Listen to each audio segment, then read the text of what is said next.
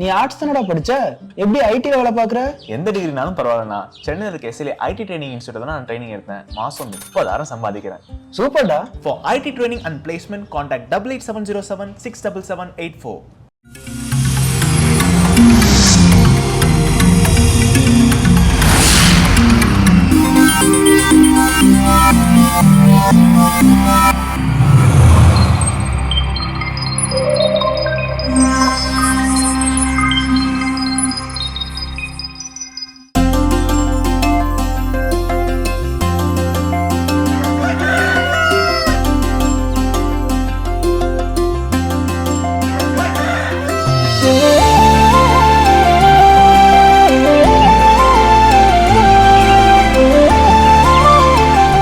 மாதா தொலைக்காட்சி அன்புள்ளங்கள் அனைவருக்கும் கடவுள் வணக்கம் நிகழ்ச்சியின் அன்பான வணக்கங்கள்.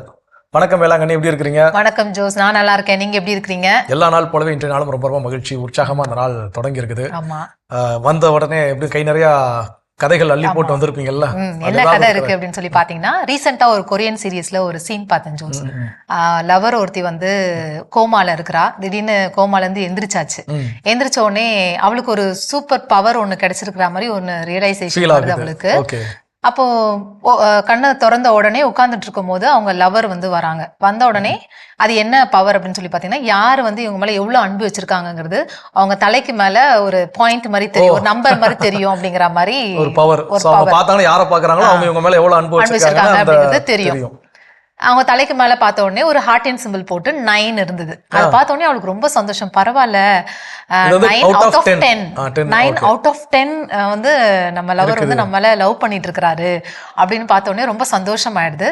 கொஞ்ச நேரம் கழிச்சு அவ ஹை ஸ்கூல் படிக்கும் போது ஒன் சைடடா ஒருத்த வந்து லவ் பண்ணிருப்பான். அவன் வந்து வரான். வந்த உடனே அவன் தலைமையில வந்து ஹார்டின் போட்டு 90 போட்டிருக்கு. சோ அப்பதான் அவளுக்கே தெரியுது இந்த மார்க் வந்து 100 out of 10 கிடையாது அப்படின்னு. உடனே அவளுக்கு ஒரு மாதிரி ஒரு டிசப்பாயின்மெண்ட், என்னடா 9 தான் இருக்கா லவ் நம்ம மேல, நம்ம லவருக்கு அப்படின்னு சொல்லி யோசிச்சுட்டே இருக்கும் போது இவங்க 2 பேருக்குள்ள சண்டை வந்துருச்சு. அந்த லவருக்கும் அந்த ஹை ஸ்கூல்ல படிச்சுன்னு இருந்த அந்த பையனுக்கும் சண்டை வந்து பேசிட்டு இருக்கும் போது சடனா டாக்டர் வந்து உள்ள வராங்க, என்ன சத்தம் கேக்குது அப்படின்னு சொல்லிட்டு. அந்த டாக்டரோட தலைமையில பாத்தீங்கன்னா ஹார்ட் அண்ட் போட்டு 30 வருது. சோ அந்த டாக்டருக்கே நம்ம மேல ஒரு 30% லவ் அண்ட் கன்சர்ன் இருக்கு, ஆனா நம்ம லவருக்கு ஏன் 9 தான் இருக்கு அப்படின்னு சொல்லிட்டு ஒரு பெரிய டிசப்பாயின்மெண்ட் அவளுக்கு. சோ நமக்குமே இப்படி ஒரு டூல் கிடைச்சா, ஒரு சூப்பர் பவர் கிடைச்சா நல்லா இருக்கும் அப்படின்னு சொல்லி எல்லாருமே நம்ம வந்து விருப்பப்படுவோம் இல்லையா ஜோஸ்? கடவுளானா அப்படி ஒரு டூல் நமக்கு வந்து கொடுத்துருக்கிறாரு. என்ன டூல் அப்படின்னு சொல்லி பாத்தீங்கன்னா, இந்த டிஃபிகல்ட் டைம்ஸ், கஷ்டகாலம், நமக்குன்னு ஒரு கஷ்டகாலம்லாம் வரும் இல்லையா, அதுதான் வந்து நமக்கான டூலாம். அது வரும்போது தான் நமக்கான பீப்புள் யாரு, நமக்கு எதிரான பீப்புள் யாரு அப்படிங்கறத கண்டுபிடிக்க முடியும். அப்படிங்கிறதுக்காக தான் அந்த டிஃபிகல்ட் டைம்ஸ். அந்த டிஃபிகல்ட் டைம்ஸ், அந்த கஷ்டகாலம் இருக்கும் போதெல்லாம் நம்ம வந்து புலம்பினே இருப்போம், என்னடா இது இப்படி நடந்துருச்சு, நம்ம எப்படி இதை வந்து வெளியே வருவோம் அப்படின்னு சொல்லி யோசிச்சுட்டு இருந்தாலுமே அந்த கஷ்டகாலத்தை தாண்டும் போது நமக்கு வந்து யார் நம்ம கூட இருந்தாங்க, இருக்கிறாங்க, யார் வந்து நமக்கு நல்லவங்களா இருக்கிறாங்க, சப்போர்ட்டிவா எப்பயுமே நம்ம கூட இருப்பாங்க அப்படிங்கறத அந்த கஷ்ட காலத்துல இருந்து நம்மளால கண்டுபிடிச்சுக்க முடியும் அப்படின்னு. வாழ்க்கையில இருந்து சில மனிதர்கள் கடவுள் வெளியேற்றுகிறார் அப்படின்னா அதற்கான காரணம் பின்னாட்களில் அவர்கள் நமக்கு செய்ய இருக்கக்கூடிய ஏதோ துரோகமோ இல்ல ஒரு சில செயலுக்காக முன்னதாகவே அதை உணர்ந்து என்ன பண்ணார், நம்ம வாழ்க்கையில இருந்து அவங்கள கழட்டி விட்டுறாரு. இன்னும் சில பேரை கஷ்ட காலங்கள் இருக்கிறப்போ நம்ம கூட இருக்கு, இவங்களால தான் இந்த கஷ்டம் வந்துச்சு அப்படின்னு நினைக்கிறப்போ இந்த துன்பத்தை கடந்து வருவதற்கான வலிமை இவர்களிடம் என்ன பண்ணலாம், பெற்றுக்கொள்ளலாம் அப்படிங்கறதுக்கான ஒரு காரணத்தையும் கடவுள் நமக்கு எந்த வாழ்க்கையில என்ன செஞ்சாலும் அதை ஏதோ ஒரு காரணத்தோட தான் செய்யறாரு. ஆனா இந்த மாதிரியான ஒரு டூல் கிடைச்சா உண்மையிலே ஆபத்தானதுதான். பரவாயில்ல, நல்ல ஒரு சிந்தனை. இந்த சிந்தனையோட இன்னைக்கு நாளை தொடங்கலாம். இப்ப ஆலய தரிசனம் பார்க்கலாம்.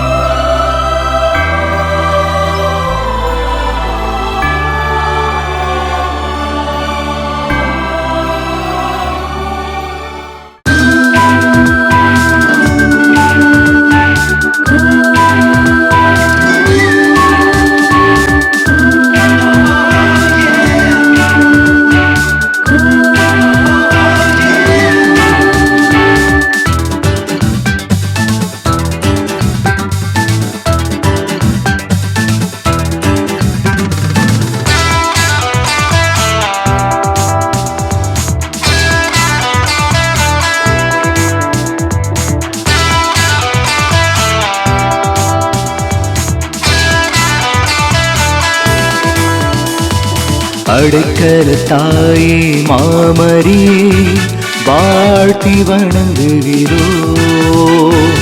அகிலம் போற்றிட உயர்ந்த தாய் வாழ்த்தி வணங்குகிறோம். அடைக்கல தாயே மாமரியே வாழ்த்தி வணங்குகிறோம்.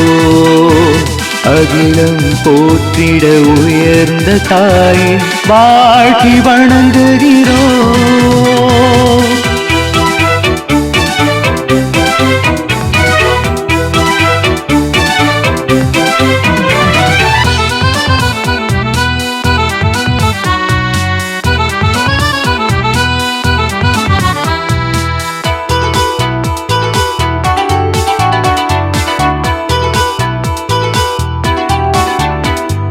தாயினும் சிறந்த தயவான தேவனுக்கே நீர் தாயானி. தாயினும் சிறந்த தயவான தேவனுக்கே நீர் தாயானி. ஆதலினால் நீராதாம் புதல்வன், ஆதலினால் நீராதாம் புதல்வன். அனைவரும் போற்றும் தாயானி, அனைவரும் போற்றும் தாயானி. அடைக்கல தாயே மாமரியே வாழ்த்தி வணங்குகிறோம். அகிலம் போற்றிட உயர்ந்த தாய் வாழ்த்தி வணங்குகிறோம்.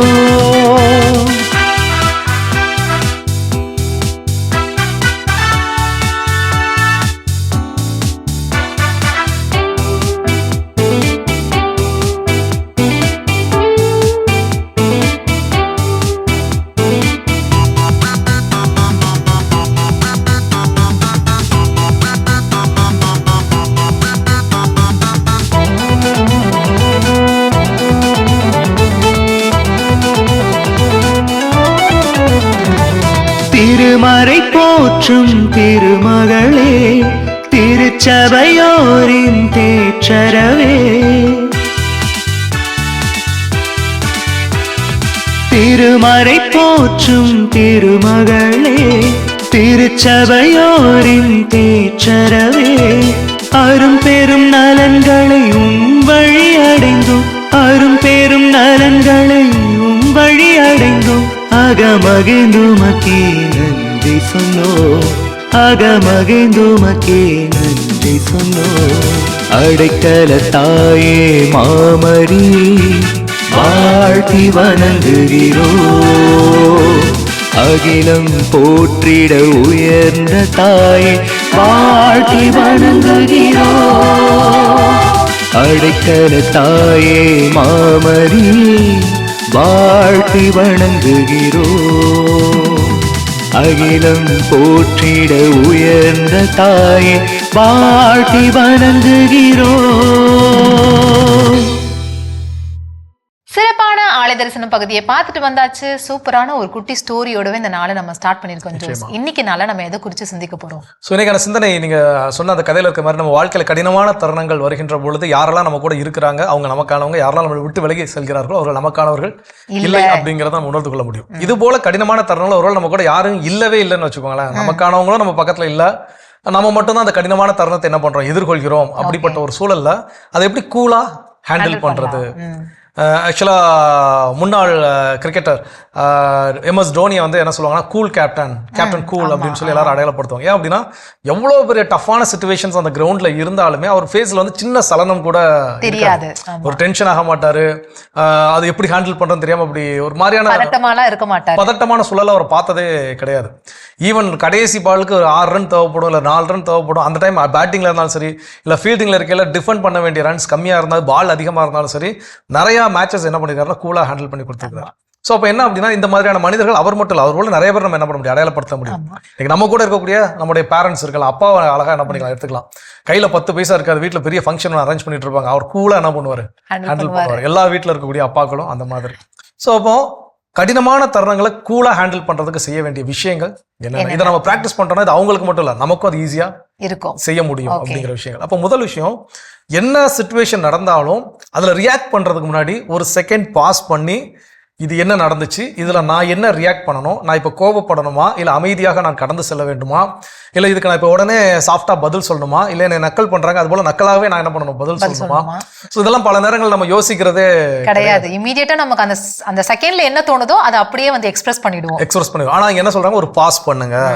உங்களுக்கு பிடிக்காத ஒரு நிகழ்வு நடக்குது, உங்களை அவமானப்படுத்துறாங்க, இல்லை உங்களுக்கு கடினமான தருணத்தை நீங்கள் எதிர்கொள்கிறீங்க அப்படின்னா அங்கே ஒரு பாஸ், ஒரு சின்ன கேப் என்ன பண்ணுங்க, விடுங்க. விட்டு அந்த கேப்ல திங்க் பண்ணுங்க, இங்கே நான் என்ன ரியாக்ட் பண்ணணும். அப்போ சில நேரங்கள் அமைதியாக கடந்து விட்டோம்னு வச்சுக்கோங்களேன், அவங்க எதிர்த்து நம்ம இருக்கிறவங்களுக்கு அதான் சொல்லுவாங்க, ஒன்று கன்வின்ஸ் தம் ஆர் கன்ஃபியூஸ் தம் அப்படிம்பாங்க. ஒன்று நம்ம எதிரில் இருக்கிறவங்க கன்வின்ஸ் பண்ணணும், இல்லை கன்ஃபியூஸ் பண்ணிவிடணும். அப்போ கன்ஃபியூஸ் பண்ணுறதுக்கு எது அதிகமாக யூஸ் ஆகும் பார்த்தீங்கன்னா, அந்த அமைதி ரொம்ப ரொம்ப யூஸ் ஆகும். அவங்க நம்மளை திட்டிருப்பாங்க, வசப்பாடி இருப்பாங்க, அவமானப்படுத்திருப்பாங்க. அமைதியாக எங்கே வர்றப்போ உண்மையிலே அவமானப்பட்டு போறானா, இல்லை பின்னாடி ஏதாவது நம்மளை செய்யணும்னு நினச்சி அமைதியாக கங்கணம் கட்டிட்டு போறானா என்னன்னு அவங்களுக்கு என்ன ஆகாது தெரியாது. ஸோ அவங்க என்ன ஆயிடுவாங்க, கன்ஃபியூஸ் ஆயிடுவாங்க. ஸோ அப்போ வாழ்க்கையில் ஏதாவது நமக்கு பிடிக்காத ஒரு சில விஷயங்கள் நடக்குது, கடினமான தருணங்கள் நம்ம கடந்து போகிறோம் என்றால் அதை உடனடியாக ரியாக்ட் பண்ணாமல் 1 செகண்ட் 2 செகண்ட் ஒரு பாஸ் விட்டு யோசிச்சு செயல்பட்டோம்னா சிச்சுவேஷனை கூலாக ஹேண்டில் பண்ண முடியும். ஆமா, கண்டிப்பா ஜோஸ். அந்த பாஸ் அந்த விஷயம் தான் ரொம்ப ரொம்ப முக்கியம். அந்த பாஸ் பண்ணி இங்க ரியாக்ட் பண்ணணுமா பண்ண வேணாமா அப்படிங்கறத யோசிச்சாவே அந்த விஷயத்தை நம்மளால கூலா ஹேண்டில் பண்ண முடியும். ஓகே, தொடர்ந்து பேசலாம். அதுக்கு முன்னாடி அடுத்த பகுதியை பார்க்கலாம்.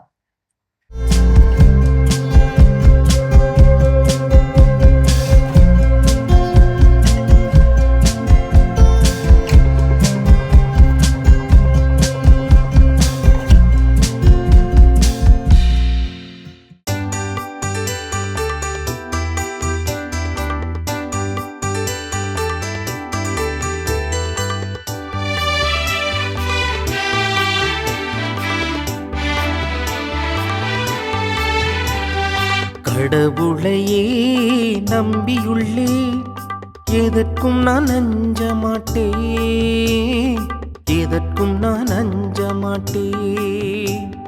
கடவுளையே நம்பியுள்ளே, எதற்கும் நான் அஞ்ச மாட்டேன், எதற்கும் நான் அஞ்ச மாட்டேன். கடவுளே எனக்கு இறங்கியருளும், ஏனெனில் மனிதர் என்னை நசுக்குகின்றனர், அவர்கள் என்னுடன் நாள்தோறும் சண்டையிட்டு துன்புறுத்துகின்றனர். என் பகைவர் நாள்தோறும் கொடுமைப்படுத்துகின்றனர், மிக பலர் என்னை ஆணவத்துடன் எதிர்த்து போராடுகின்றனர்.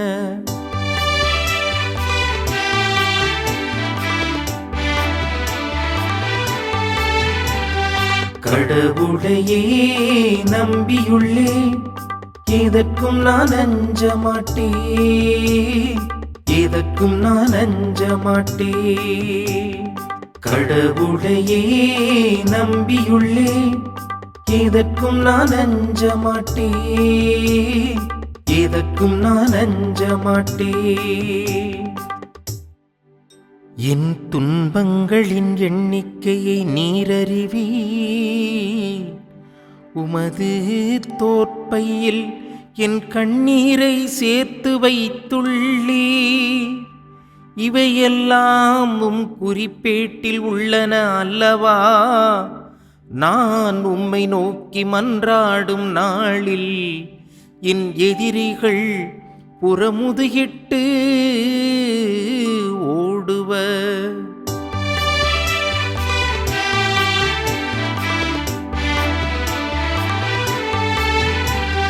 கடவுளையே நம்பியுள்ளே, எதற்கும் நான் அஞ்ச மாட்டேன், எதற்கும் நான் அஞ்ச மாட்டேன்.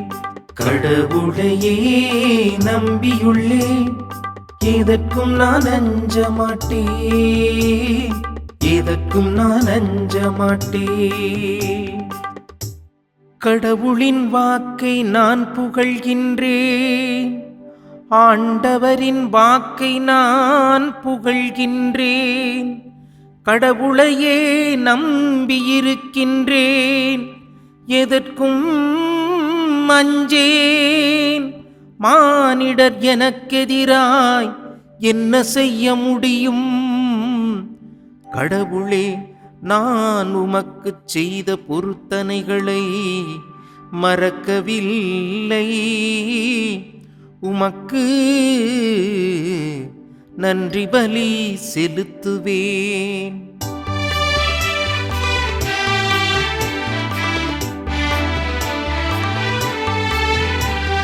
கடவுளையே நம்பியுள்ளேன், எதற்கும் நான் அஞ்ச மாட்டேன், எதற்கும் நான் அஞ்ச மாட்டேன்.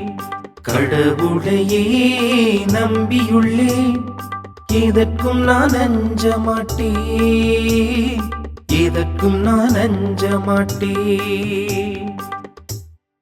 கிறிஸ்து இயேசுவில் பிரியமான அன்பு சகோதர சகோதரிகளே, இன்று நாம் அனைவரும் சேர்ந்து தியானிக்க இருக்கிற திருப்பாடல் எண் 56 பற்றுறுதியும் நம்பிக்கையும் என்ற தலைப்பின் கீழாக அமைந்திருக்கின்ற இந்த திருப்பாடலிலே பார்க்கிறோம். மொத்தம் 13 வசனங்களை உள்ளடக்கிய ஒன்றாக இருக்கின்றன. அதிலே 4ஆம் வசனமும் 11ஆம் வசனம் சொல்லித் தருகிற ஒரே ஒரு வசனம் என்ன தெரியுமா? ஒரே மாதிரியான வார்த்தைகள். அதுதான் இன்று வாசிக்கப்பட்ட பல்லவி. கடவுளை நான் நம்பி இருக்கிறேன், எதற்கும் அஞ்ச மாட்டேன் என்று சொல்லப்படுகிறது. ஆக இந்த திருப்பாடலின் மையம் என்ன? கடவுளை நம்பி இருந்தால் போதும், நாம் எதை கண்டும் அஞ்ச தேவையில்லை என்று சொல்லி நாம் அறிந்திருக்கின்றோம். எனவே பிரியமானவர்களே, இதோ இன்று வாசிக்கப்பட்ட இந்த திருப்பாடலிலே பார்க்கிறோம், கடவுளும் மனிதருக்கும் இருக்கிற உறவு நிலை. யாரை நம்ப வேண்டும்? மனிதருடைய செயல்பாடு என்ன, கடவுளுடைய செயல்பாடு என்ன? கடவுளை நாம் சிக்கென பிடித்து கொண்டோம் என்றால் நாம் எதை கண்டும் அஞ்ச தேவையில்லை. அதான் வாசிக்கிறோம். திருப்பாடல் நூலிலே 27ஆம் அதிகாரம் 1-2 வாசிக்கிறோம். ஆண்டவரே என் ஒளி, அவரே என் மீட்பு, யாருக்கு நான் அஞ்ச வேண்டும்? அவரே என் உயிருக்கு அடைக்கலம், யாருக்கு நான் அஞ்சி நடுங்க வேண்டும் என்று சொல்லி வாசிக்கிறோம். அதற்கு மேலாக திருப்பாடல் 27:10 வாசிக்கிறோம், தாய் தந்தை கைவிட்டாலும் நான் உன்னை ஒருபோதும் கைவிட மாட்டேன் என்று சொல்லி ஒவ்வொரு நாளும் நம்மை தேர்த்து கொண்டிருக்கிற வல்ல தெய்வம் நம்மோடு இருக்கிற போது நாம் எதற்கு அஞ்ச வேண்டும் என்ற கேள்வியானது நமக்கு முன்பாக வைக்கப்படுகிறது. மனிதர்கள் நம்மோடு வாழ்கிறார்கள், நமக்கு எதிராக சூழ்ச்சி செய்வார்கள், நம்மை வைத்து அவர்கள் வாழ்க்கையிலே கிளர்ச்சி செய்வார்கள். இப்படிப்பட்டவர்கள் தான் மனிதர்கள். அதுதான் இன்று வாசிக்கப்பட்ட இந்த திருப்பாடலில் பார்க்கிறோம். மனிதர்கள் நசுக்குகிறார்கள், மனிதர்கள் துன்புறுத்துகிறார்கள், மனிதர்கள் இகழ்ச்சிக்குள்ளாக்குகின்றார்கள், மனிதர்கள் கிளர்ச்சி செய்கிறார்கள், மனிதர்கள் பழி வாங்குகின்றார்கள் என்று சொல்லி பார்க்கிறோம். ஆக மனிதருடைய தன்மை இப்படியாக இருந்தாலும் நாம் கடவுளை நம்பி இருந்தாலே போதும். கடவுள் நம்மை பாதுகாப்பவராக இருக்கிறார், பராமரிப்பவராக இருக்கிறார், நம்மோடு பயணிப்பவராக இருக்கிறார். எனவே எதை கண்டும் அஞ்ச வேண்டாம். அதான் சொல்லுவாங்க, விவிலியத்திலே பார்க்கின்றோம் 365 முறை அஞ்சாதே என்ற வார்த்தையானது கொடுக்கப்பட்டிருக்கிறது.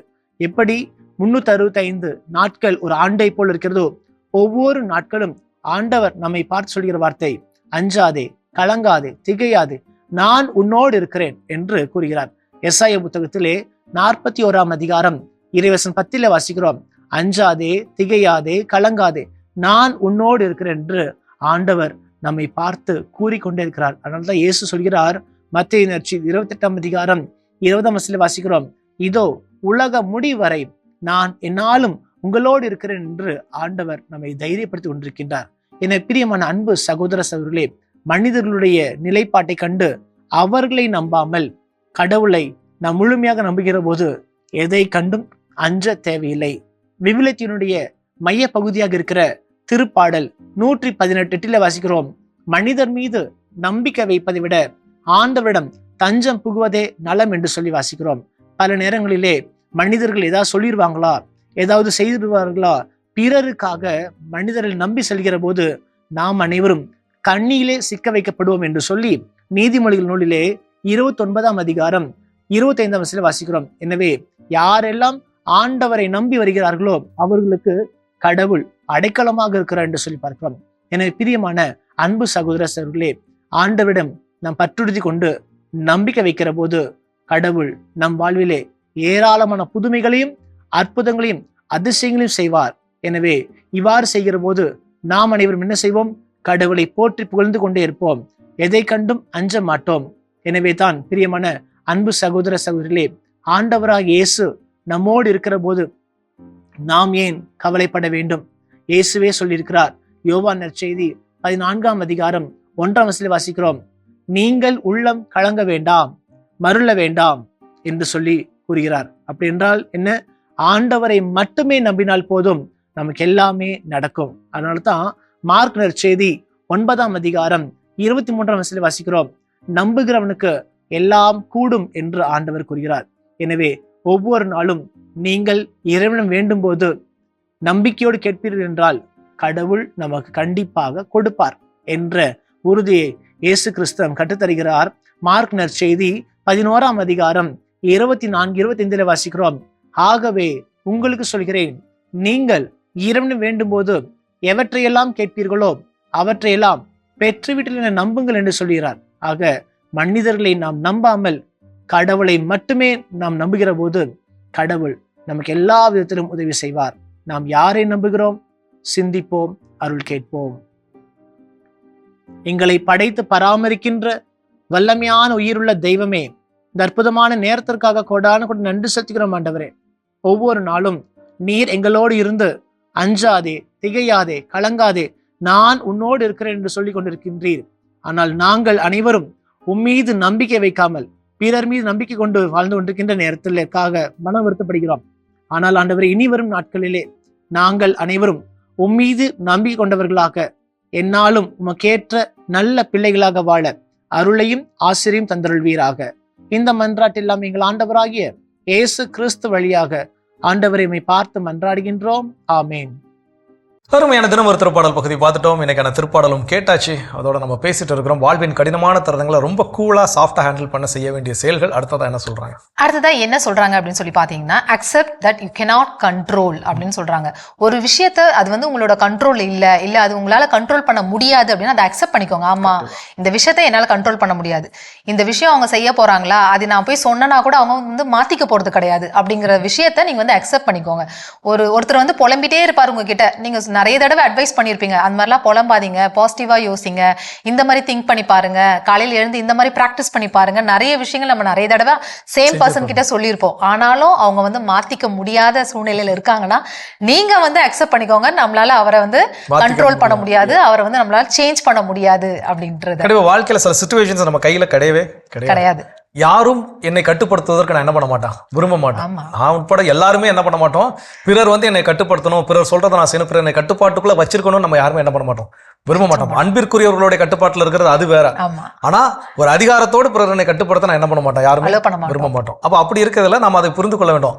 பிறரும் அது போல அதிகாரத்துக்கு உட்பட்டு கட்டுப்படணும், நான் பெரியவன், நான் சொன்னா கேட்கணும், நான் வீட்டுல பெரியவன், நான் சொன்ன முடிவை தான் நடக்கணும் அப்படின்னு சொன்னா இன்னைக்கு இருக்கக்கூடிய தலைமுறை அதை விட ஃபாஸ்டா என்ன பண்றாங்க இருக்கிறாங்க. சோ அப்ப அவங்க அந்த விஷயத்தை கேட்கலாம், கேட்காமலும் போகலாம். அப்ப நம்மகிட்ட ஆலோசனை கேட்கல, நான் எவ்வளவு பெரிய ஆள் தெரியுமா குடும்பத்துல அப்படின்னு சொல்லி அங்கலாய்ச்சாங்க. யாருக்கு நிம்மதி இழந்து போவார்கள்னா யார் அந்த அங்கலாய்ப்பிற்கு ஆளாகிறார்களோ அவர்கள் தான். அந்த விஷயத்தை நம்ம பல தடவை அட்வைஸ் பண்ணி செய்யலாம் அப்படிங்கிறது அவங்களுடைய தனிப்பட்ட விருப்பம். அப்போ பிறருடைய கட்டுப்பாட்டில் எப்படி நாம் இல்லையோ அதுபோல நம்முடைய கட்டுப்பாட்டில் இல்லாத விஷயத்தையும் குறித்து நம்ம என்ன பண்ணக்கூடாது, கவலைப்படக்கூடாது. அதுவும் இந்த கடினமான தருணங்கள்ல அப்படி கவலைப்படாம இருந்தாதான் நம்மளால கூலா என்ன பண்ண முடியும், முடியும். இல்ல அப்படின்னா நம்ம நிம்மதி இழந்து ஐயோ நான் சொன்ன கேட்கல, ஐயோ இது எப்படி நடக்கும், ஐயோ அப்படின்னு நம்ம என்ன பண்ணுவோம், பரிதவிச்சே கொண்டு இருக்கக்கூடிய ஒரு பதட்டமான சூழலை நம்ம என்ன பண்ணிட்டு இருக்கோம், இருக்க வேண்டியிருக்கும். ஓகே, தொடர்ந்து பேசுவோம். அதுக்கு முன்னாடி அடுத்த பகுதியை பார்க்கலாம்.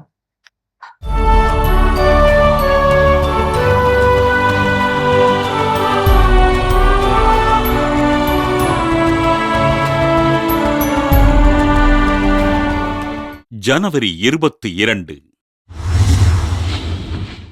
புனித வின்சென்ட் பல்லொட்டி.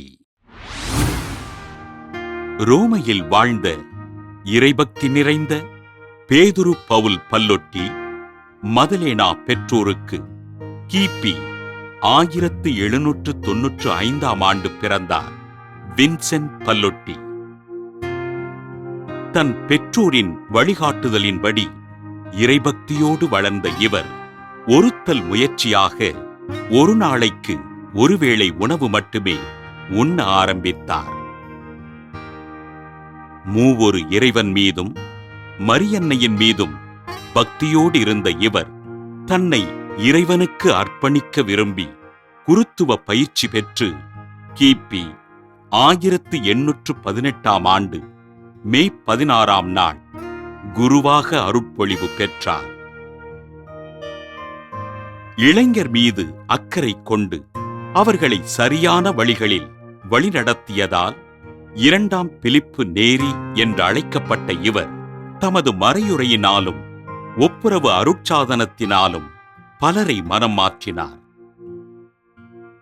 கைவிடப்பட்ட குழந்தைகளுக்காக விடுதியும் இளைஞர்களுக்கு மாலை நேர தொழிற்பயிற்சி பள்ளியும் நிறுவி அவர்களின் முன்னேற்றத்திற்காக பாடுபட்ட பல்லொட்டி கடவுள் மீதும் சக மனிதர்கள் மீதும் அன்பு செலுத்த வேண்டும் என்ற இறைவனின் கட்டளைக்கு உயிர்ப்பு கொடுத்தார்.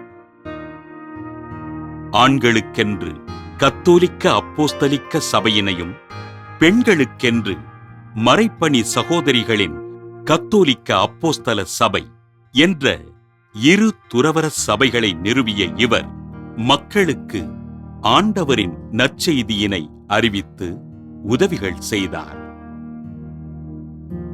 பணம் படைத்தவர்களிடம் கையேந்தி பெற்று ஏழைகளுக்கு உதவிகள் செய்து வாழ்ந்த வின்சென்ட் பல்லொட்டி கிபி 1850ஆம் ஆண்டு ஜனவரி 22ஆம் நாள் விண்ணகம் சென்றார்.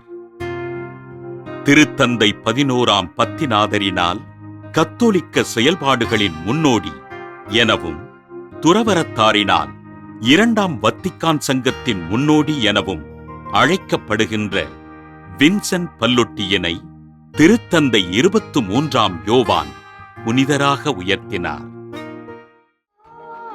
அழியா உடல்வரம் பெற்றிருக்கின்ற புனித வின்சென்ட் பல்லொட்டியின் திருவிழாவினை கொண்டாடுகின்ற நாம் நம் அருகில் வாழுகின்ற சக மனிதர்களை அன்பு செய்வோம். அவர்களை ஆண்டவர் ஆசீர்வதிக்கும்படியாக ஜெபிப்போம். சிறப்பான இன்றைய புனிதர் பகுதியை பார்த்துட்டு வந்துட்டோம். இன்னைக்கு சூப்பரான டாபிக்கை பத்தி தான் பேசிட்டு இருக்கோம் ஜோஸ். எல்லாருமே இந்த கஷ்டமான சூழ்நிலையில என்ன பண்றது, எப்படி இதை ஹேண்டில் பண்றது அப்படின்னு சொல்லி யோசிச்சுட்டு இருப்பாங்க. ஆனா இது எல்லாமே கூலாவே ஹேண்டில் பண்ண முடியும், இதெல்லாம் செய்யுங்க அப்படின்னு சொல்லி பேசிட்டு இருக்கிறோம். அடுத்ததா எப்படி இதை ஹேண்டில் பண்ணலாம்? ஸோ அடுத்ததா ஹேண்டில் பண்றதுக்கு என்ன செய்ய சொல்றாங்க அப்படின்னு பாத்தீங்கன்னா, எல்லாத்தையும் பர்சனலா என்ன பண்ணிக்க கூடாது, எடுத்துக்க கூடாது அப்படின்னு சொல்றாங்க. நம்ம பல நேரங்கள் இப்ப செய்யக்கூடிய மிகப்பெரிய தப்பு என்ன அப்படின்னா, யாரோ எங்கேயோ 2 விஷயங்கள் பேசினா கூட என்னைய பத்தி தான் பேசுறாங்க அப்படின்னு எடுத்துக்கும். 2 பேர் சும்மா சிரிச்சிட்டு இருந்தா கூட அவங்க என்னை கிண்டல் பண்ணி தான் பேசி சிரிக்கிறாங்க. இது பல நேரங்கள்ல நம்ம இதை எவ்வளோக்கு டீப்பா அனலைஸ் பண்ண வேண்டியிருக்குன்னா, நாமளே நம்ம அறியாமல் இப்படிப்பட்ட ஒரு சூழல் என்ன பண்றோம், பல நேரங்களில் இருந்திருக்கிறோம். வீடுகளில் ஏதாவது ஒரு சில விஷயங்கள், அதுவும் குறிப்பா மாமியார் மருமகள் கிடையாது இருக்கக்கூடிய விஷயங்களா இருக்கலாம், இல்ல நண்பர்கள் கூட சில நேரங்கள் என்ன ஆகும் அப்படின்னா, அந்த மாதிரியான முரண்பாடுகள் என்ன பண்ணுவோம், எழுக்கும். அவன் என்னைய பத்தி தான் சொன்னான், என்கிட்ட ஒரு வார்த்தை சொல்லிருக்கேன், நான் என்னை அது வரைக்கும் கம்முன்னு பேசிட்டு இருந்தாங்க, நான் போன உடனே அமைதியா என்ன பண்ணிட்டாங்க, அமைதியாயிட்டாங்க, இல்லை அங்கிருந்து நகர்ந்து போயிட்டாங்க. அப்போ எனக்கு கேட்கக்கூடாதுன்னு நினைச்சுதான் அவங்க என்ன பண்ணிருக்காங்க, பேசியிருக்காங்க. அப்போ என்னை பத்தி தானே பேசியிருக்காங்க. ஸோ இதெல்லாம் நாமளா யூகித்துக் கொள்வதை தவிர அங்கே உண்மைகளை என்னன்னு யாருக்கும் தெரியாது. ஸோ அப்போ இந்த மாதிரி கடினமான தருணங்கள்ல கூலா ஹேண்டில் பண்ணணும்னா, எதையும் பர்சனலா எனக்கு மட்டும்தான் லைஃப்ல இப்படி பிரச்சனை இருக்குது, என் லைஃப்ல மட்டும்தான் எல்லாமே இவ்வளவு கஷ்ட காலங்களாக கடந்து கொண்டிருக்க வேண்டிய சூழல் இருக்குது அப்படின்னு எடுத்துக்க செய்யாதீங்க. இன்னைக்கு எல்லார்ட்ட போய் உட்காந்து பேசினாலும், உங்ககிட்ட பேசினாலும் ஒரு ஸ்டோரி இருக்கும், நம்மளை விட அவங்க பயங்கரமா கஷ்டப்பட்டுட்டு இருப்பாங்க. அப்ப நம்ம கஷ்டம் எவ்வளவு பரவாயில்ல அப்படின்னு தான் நினைக்க தோணும். சொல்லும் போது 2 விஷயம் ஞாபகம். ஒண்ணு, உங்ககிட்டயும் சரி என்கிட்டயும் சரி நிகழ்ச்சி நண்பர்கள்கிட்டயும் சரி யாருக்கிட்டே உங்க கவலை என்னன்னு சொன்னா எல்லாருமே ஒரு குப்பலாரி வச்சு அள்ளி போற அளவுக்கு என்ன பண்ணுவாங்க, கதை சொல்லுவாங்க. காலேஜில் படிச்சுட்டு இருக்கும்போது ஒரு அட்வர்டைஸ்மெண்ட் ஒரு துண்டு செய்தி அங்கங்கன்னு ஒட்டுவாங்க இல்லையா, அந்த மாதிரி ஒட்டியிருக்கையில சும்மா வாக்கு பெற்று நானும் பேராசமாக ஒரு கண்ணில் பட்டுச்சு. என்ன அப்படின்னா, தற்கொலை எண்ணமா உடனே தொடர்பு கொள்ளுங்கள் இந்த எண்ணுக்கு அப்படின்னு சொல்லி போட்டுருந்துச்சு.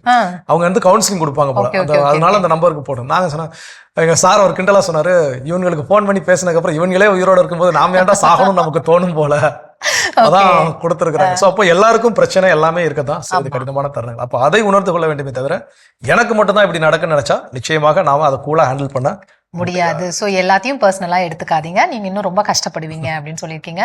தொடர்ந்து பேசுவோம். அதுக்கு முன்னாடி அடுத்த பகுதியை பார்க்கலாம்.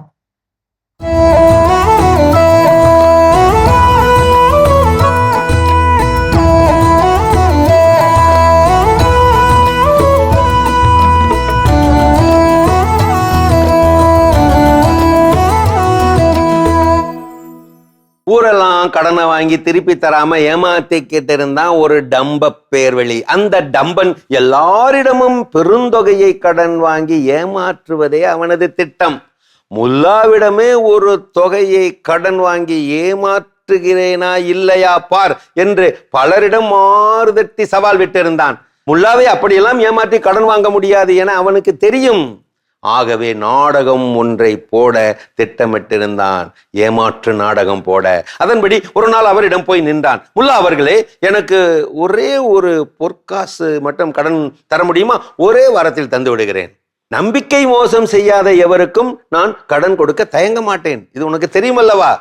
இதோ ஒரு பொற்காசு தருகிறேன், வாங்கிக்கொள். நம்பிக்கை மோசம் செய்து விடாதே, அது எனக்கு ஆகவே ஆகாது. இப்படி எச்சரிக்கை செய்துவிட்டு ஒரு பொற்காசு கொடுத்தார். டம்பனும் அதை வாங்கி கொண்டு சொன்ன ஒரே வாரத்தில் அப்படியே போய் நின்றான். வாங்கி அந்த ஒரு தங்க காசை திருப்பி தர, நான் எவ்வளவு நம்பிக்கை நாணயமானவன் பார்த்தீர்களா முல்லா அவர்களே? ஒரு காசு ஒரு அற்பம்தான், இதோ பொறுப்புடன் வந்திருக்கிறேன் என்பதை நீங்கள் புரிந்து கொள்ள வேண்டும், திருப்பி தருகின்றேன். வாங்கி கொண்டார் முல்லா. ஆனால் அந்த டம்பன் அங்கேயே நின்றான், தலையை சொரிந்தபடியே விண்ணப்பித்தான் தீட்டியிருந்த திட்டத்தின்படி. முல்லா, எனக்கு 1000 பொற்காசுகள் கடனாக தர வேண்டும், கொஞ்சம் அவசரம். இந்த ஒரு காசு போல் ஒரே வாரத்தில் நான் திருப்பி தந்து விடுகிறேன். உடனே சொல்லிவிட்டார் முல்லா, நீ ஒரு நம்பிக்கை நாணய துரோகி, உனக்கு இனி ஒரு பைசா கூட கிடையாது, போ. முல்லா, நான் ஒரு நம்பிக்கை நாணய துரோகியா? அதுதான் உங்களுக்கு அந்த ஒரு பொற்காசை கொடுத்து விட்டேனே, திருப்பி தந்து விட்டேனே, நானா நம்பிக்கை நாணய துரோகி? இப்படி தயங்கி நிற்க, இல்லை இல்லை இல்லை, நீ வாங்கிய ஒரு பைசாவை நிச்சயம் திருப்பி தரமாட்டாய் என நான் மலையாய் நம்பியிருந்தேன். ஆனால் அதை சொன்ன நேரத்தில் நீ திருப்பி தந்து விட்டாய், என் நம்பிக்கை நாணயத்தை மோசடி செய்து விட்டாய். இனி உன்னை நான் நம்ப தயாராகவில்லை, நம்பிக்கை துரோகியே, போய் இங்கிருந்து. விரட்டி விட்டார் முல்லா. எப்படி நம்ம முல்லாவோட ட்ரிக்கு? ஒரு அறிவாளியிடம் ஒரு நடிப்புக்காரன் அபத்தமாக அடிபடுவான்.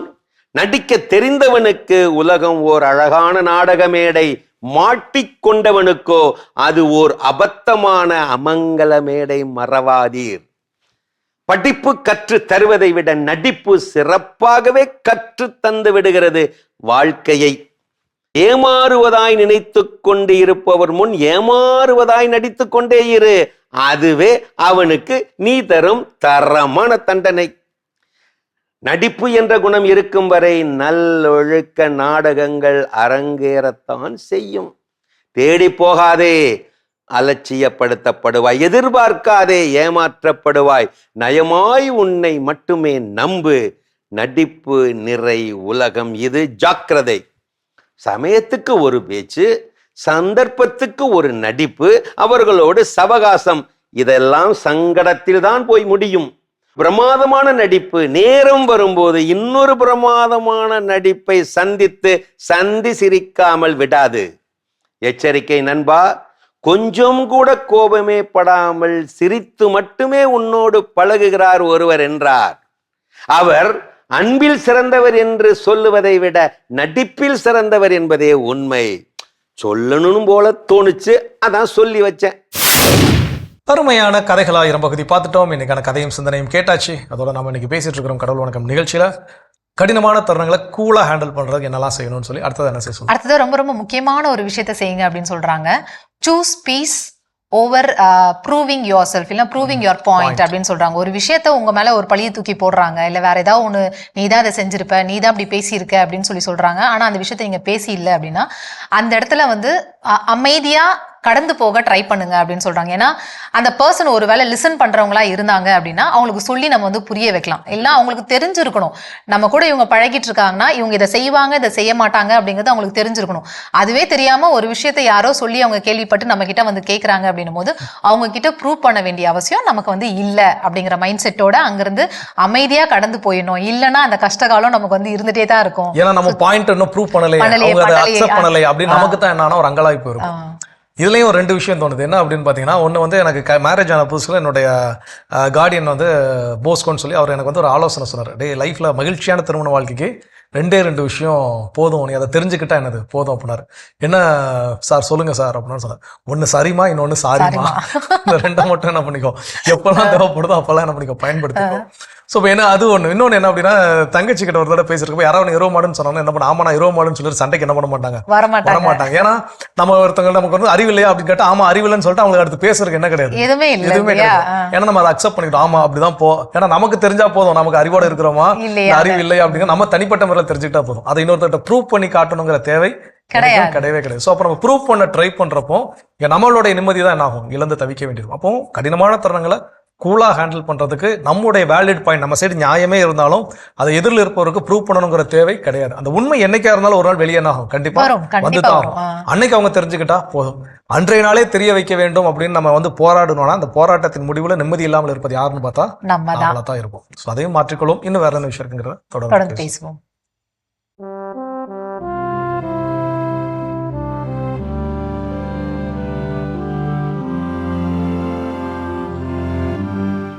அன்புக்குரியவர்களே, ஆண்டவர் இயேசுவின் இனிய திருப்பெயரில் உங்களை அன்போடு வாழ்த்துகின்றேன். இயேசுவின் ஆளுமை என்னும் தொடரில் இயேசுவின் ஆளுமையின் பல்வேறு பரிமாணங்களை, பல்வேறு தளங்களை பற்றி உங்களோடு நான் பகிர்ந்து வருகின்றேன். இயேசு ஒரு நேர்மையாளர். இயேசு பலராலும் பாராட்டப்பட்டவர். இயேசு நேர்மையாளர் என்பதை அவருடைய எதிரிகள் கூட ஒத்துக்கொண்டார்கள். இன்று இயேசு நேர்மையாளர் என்று பிலாத்தியின் மனைவி சொன்னதை பற்றி உங்களோடு நான் பகிர்ந்து கொள்ள விரும்புகின்றேன். மத்தேயு நற்செய்தி 27:19. மத்தேயு 27:19 வாசிக்கிறோம். பிலாத்து நடுவர் இருக்கை மீது அமர்ந்திருந்த பொழுது அவனுடைய மனைவி அவரிடம் ஆள் அனுப்பி, அந்த நேர்மையாளரின் வழக்கில் நீர் தலையிட வேண்டாம், ஏனெனில் அவர் பொருட்டு இன்று கனவில் மிகவும் துன்புற்றேன் என்று கூறினார். இது ஒரு வியப்பான செய்தி. இயேசுவை நேர்மையாளர் என்று பிலாத்துடைய மனைவி ஒரு சான்று பகிர்கிறார். ஒரு வித்தியாசமான சாட்சியம். பிலாத்துக்கு இயேசுவை பற்றி தெரிந்திருக்கிறதோ இல்லையோ, பிலாத்துடைய மனைவிக்கு தெரிந்திருக்கிறது. எனவே அரண்மனைக்கும் ஆளுநர் மாளிகைக்கும் இந்த செய்தி சென்றிருக்கிறது. இயேசு ஒரு நேர்மையாளர், இயேசு மெசியா, அவர் கடவுளின் மகன், அவர் ஒரு நல்ல போதகர், அவருடைய வாழ்வில் சொல்லுக்கும் செயலுக்கும் முரண்பாடு இல்லை, அவர் மற்ற போதகர்களைப் போல இல்லை, அவர் மற்ற குருக்களைப் போல அல்ல, அவர் வித்தியாசமானவர், அவர் ஒரு நேர்மையாளர். எனவே அவருடைய வழக்கில் நீர் தலையிட வேண்டாம் என்ற செய்தியை பிலாத்துவின் மனைவி ஆள் அனுப்பி அவரிடம் சொல்லுகிறார் என்பது ஒரு நல்ல ஒரு செய்தி. நல்ல ஆளுமைகள் தங்களுடைய எதிர்களிடமிருந்து கூட பாராட்டை பெறுகின்றார்கள். அதான் அவர்களுடைய ஆளுமை, அதான் அவர்களுடைய வெற்றி, அதான் அவர்களுடைய சிறப்பு. ஆகவே எதிரிகள் கூட இயேசுவிடம் குற்றம் காண இயலவில்லை. இயேசுவே ஒரு முறை சொன்னார், என்னிடம் பாவம் இருக்கிறது என்று யார் உங்களில் சொல்ல முடியும் என்று அவர்களுக்கு அறைகூவல் விடுத்தார். எனவே இயேசுடைய நேர்மையை, இயேசு ஒரு நேர்மையாளர் என்பதை பிலாத்துவின் மனைவியும் அறிக்கையிட்டது இயேசுவின் ஆளுமைக்கு பெருமை சேர்க்கிறது. பிலாத்துவின் பெயரை நாம் நம்முடைய நம்பிக்கை அறிக்கையில் நாள்தோறும் அறிக்கையிடுகிறோம். பொந்திய பிலாத்தின் அதிகாரத்தில் அவர் சிலுவையில் அறையுண்டார் என்று நாம் சொல்கிறோம். அவரோடு பிலாத்துவின் மனைவியும் ஒரு சிறப்பை பெறுகிறார். காரணம், பிலாத்துவின் மனைவி இயேசு ஒரு நேர்மையாளர் என்பதை அறிக்கையிட்டார். அதை தன் கணவருக்கு ஒரு நற்செய்தியாக, செய்தியாக ஆள் அனுப்பி தெரிவித்தார். இவ்வாறு பிலாத்துவின் மனைவியால் இயேசு நேர்மையாளர் என்று பாராட்டப்படுகின்றார். உங்களுக்கு அமைதி உரித்தாகுக. சிறப்பான இயேசுவின் ஆளுமைகள் பகுதியை பார்த்துட்டு வந்துட்டோம். இன்னைக்கு வந்து கஷ்டமான காலத்துல எப்படி நம்ம அந்த விஷயங்கள் எல்லாம் வந்து கூலா ஹேண்டில் பண்ணலாம் அப்படின்னு சொல்லி பேசிட்டு இருக்கோம் ஜோஸ். அடுத்ததா எப்படி நம்ம ஹேண்டில் பண்ணலாம்? சோ அடுத்ததா என்ன அப்படின்னா, நம்ம இந்த யோகா பயிற்சி, தியான பயிற்சி அப்படின்னு சொல்றது போல மூச்சு பயிற்சி அப்படின்னு சொல்லியிருக்கு. பிரீத்திங் எக்ஸசைஸ், பிரீத் இன் அப்புறம் பிரீத் அவுட் அப்படின்னு சொல்லக்கூடிய இது ஒரு தீர்வா இருக்குமா அப்படின்னு கேட்டா, கஷ்டமான தருணங்கள்ல நம்ம ஃபர்ஸ்ட் ஸ்டார்டிங் நம்ம சொன்னோம் இல்லையா, ஒரு பாஸ் விடுங்க. ரியாக்ட் பண்றதுக்கு முன்னாடி பாஸ் விட்டு அதுக்கப்புறம் யோசிச்சு, அப்ப அந்த யோசிக்கிறதுக்கான டயத்தையும் பாஸையும் எது ஹெல்ப் பண்ணும் பாத்தீங்கன்னா, இந்த பிரீத்திங் எக்ஸசைஸ் என்ன பண்ணும், ஹெல்ப் பண்ணும். ஸோ அப்போ மூச்சு பயிற்சி என்ன பண்ணுங்க, மேற்கொள்ளுங்கள். ஏதோ ஒரு கடினமான தருணம், அது எனக்கு எப்படி ஹேண்டில் பண்ண தெரியல, எனக்கு என்ன தீர்வு இருக்குன்னே தெரியல அப்படிங்கிறப்போ உட்காந்து கொஞ்சம் ரிலாக்ஸ் பண்ணி அந்த பிரீத்திங் எக்ஸசைஸ் பண்றப்போ நமக்கான தீர்வு என்ன அப்படிங்கிற தெளிவு கிடைக்கும். அதான் சொல்லுவாங்க, ஏதாவது ஒரு குட்டை குழம்பி இருக்குது, அந்த குழம்பிய குட்டையில வந்து நம்முடைய மோதிரமோ ஏதோ ஒரு பொருளோ விழுந்துருச்சு, அது எடுக்கணும் அப்படின்னா அந்த கலங்கமடைந்த நீர் வந்து தெளிவாகிற வரைக்கும் என்ன பண்ணணும், காத்திருக்கணும். ஆமா. ஸோ அப்போ அதுக்காக காத்திருக்கக்கூடிய டூரேஷன் தான் இந்த மூச்சு பயிற்சி அப்படிங்கிறது. ஏன்னா நம்ம அப்படிப்பட்ட ஒரு கலங்கியதுல நமக்குள்ள என்ன இருக்குங்கிறது தெரியவே தெரியாது. அந்த கலங்கின மண்ணெல்லாம் அடங்கி அது ஒரு இடத்துல போய் செட்டில் ஆன பிறகுதான் உள்ள என்ன இருக்குன்னு நமக்கு தெளிவா தெரியும். நம்முடைய வாழ்க்கையோட கடினமான தருணங்களும் அப்படிதான். ரொம்ப பிரச்சனைகளை கையமே நம்ம கத்திக்கிட்டு இருக்கிறோம். ஒரு மார்க்கெட்டுக்குலாம் நீங்க போனீங்கன்னா எவ்வளவு சத்தங்கள் கேட்கும். அந்த பக்கம் பழம் விற்கிற சத்தம் கேட்கும், இந்த பக்கம் கருவாடு விற்கிற சத்தம் கேட்கும். இதுக்கெல்லாம் நடுவில் உட்காந்து தீர்வை தேட முடியுமானா கண்டிப்பா தேடவே முடியாது. அப்போ அதுக்கு ஒரு பிரீத்திங் எக்ஸசைஸ் பண்ணி அமைதியான, அதாவது கலங்கி இருக்கக்கூடிய ஒரு கிளர்ச்சி அடைந்த நிலையில இருக்கக்கூடிய நம்முடைய மனதை அமைதியான நிலைக்கு கொண்டு வந்த பிறகுதான் பிரச்சனை என்னன்னு ஃபர்ஸ்ட் தெரியும்.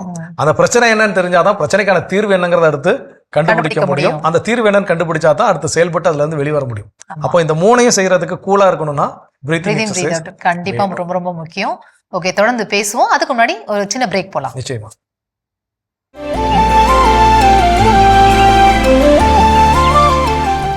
நிகழ்ச்சிக்குள் உங்களை மீண்டும் அன்புடன் வரவேற்கின்றோம். நீங்கள் பார்த்து கொண்டிருப்பது மாதா தொலைக்காட்சியின் கடவுள் வணக்கம்.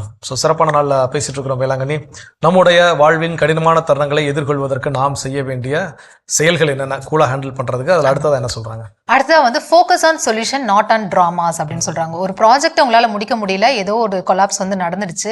ஸோ அதுக்கு சரி என்ன சொல்யூஷன், அடுத்ததா இன்னும் எத்தனை நாள்ல அதை முடிக்க முடியும், எவ்வளோ டைம்ல நம்மளால முடிக்க முடியும் அப்படிங்கிறத பிளான் பண்ணணுமே தவிர இது யாரால முடிக்க முடியாம போச்சு, எதனால இது வந்து டிலே ஆச்சு அப்படிங்கறது அந்த அந்த கான்சிக்வன்சஸ் அந்த பிரச்சனைகள் எல்லாம் பார்த்துட்டு வந்தோம்னா அந்த ப்ராஜெக்ட் முடிக்க முடியாமலே போயிடும். அதனால focus on solution not on dramas. அப்படி யார் ட்ராமா போடுறா, யார் இதுல போய் சொன்னா, யார் வந்து ஓபி அடிச்சிருந்தா, இதெல்லாம் பார்க்காம அந்த வேலையை எப்படி இன்னும் எத்தனை நாள்ல இன்னும் எத்தனை மணி நேரத்துல நம்மளால முடிக்க முடியும் அப்படிங்கறத பத்தி யோசிங்க. கண்டிப்பா எப்பவுமே வாழ்க்கையில என்ன பிரச்சனைகள் கடினமான தருணங்கள் வந்தாலும் அதுல வந்து நம்முடைய தீர்வுகள் என்ன, அதுல நாம் தான் கவனம் செலுத்த வேண்டும். பல நேரங்கள் இந்த தீர்வை கவனம் செலுத்துவதை காட்டிலும் இதுல வந்து நீதி தீர்ப்பு வேண்டும், யாரு பக்கம் நியாயம் இருக்குன்னு வேணும், நான் சொன்னதான் நியாயம், இன்னொருத்தர தப்பு நான் என்ன பண்ணணும், ப்ரூவ் பண்ணணும். இதெல்லாம் என்னன்னா பிரச்சனை இன்னும் பெருசா என்ன பண்ணும், மாத்திக்கிட்டே போகும். அங்க கூலா ஹேண்டில் பண்ண முடியுமா? கிடையாது. அப்ப அது என்ன பண்ணலாம், முதல்ல உங்களுக்கு ஒருவேளை உண்மையாகவே நீதி தீர்ப்பு வேணும் அப்படின்னு எல்லாருக்கும் விருப்பப்படுவோம். ஏன்னா என் மேல தப்பு இல்லாதப்போ நான் என்ன பண்ணுவேன், என் மேல குற்றம் சாட்டுறாங்கன்னா இல்ல என் மேல தப்பு இல்லைங்கிறத ப்ரூஃப் பண்ண என்ன பண்ணுவேன், ட்ரை பண்ணுவேன். அப்ப அந்த நேரத்துல முதல்ல தீர்வை கவனம் செலுத்தி அந்த செய்ய வேண்டிய வேலையை செஞ்சு முடிச்ச பிறகு இதுக்குன்னு ஒரு டைம் ஸ்பெண்ட் பண்ணி ஓகே இதுல என்ன நடந்துச்சு, இது முடிச்சாச்சு இப்போ, ஆனா இது முடிக்க முடியாமல் ஒரு தடுமாற்றம் ஏற்பட்டதுக்கு காரணம் யாரா இருக்கு. அப்ப அந்த இடத்துல அந்த நீதி விசாரணையோ இல்ல நீதி தீர்ப்போ இருந்துச்சுன்னா என்ன கிடையாது, பிரச்சனை கிடையாது. பல நேரங்கள்ல அந்த பிரச்சனையை நம்ம என்ன பண்றோம், அங்க சொல்யூஷன் கண்டுபிடிக்கிறதுக்கு முன்னாடியே என்ன பண்ணிடணும், தீர்ப்பு வந்துடணும்னு நினைச்சிட்டு இருக்கிறோம். அது நமக்கு நிம்மதியை கொடுக்குமா, கூலா ஹேண்டில் பண்ண விடுமான்னு கேட்டா நிச்சயமாக ஹேண்டில் பண்ணவே முடியாது. ஓகே, இன்னும் என்னென்னலாம் இருக்குன்னு நம்ம தொடர்ந்து பேசுவோம். அதுக்கு முன்னாடி அடுத்த பகுதியை பார்க்கலாம்.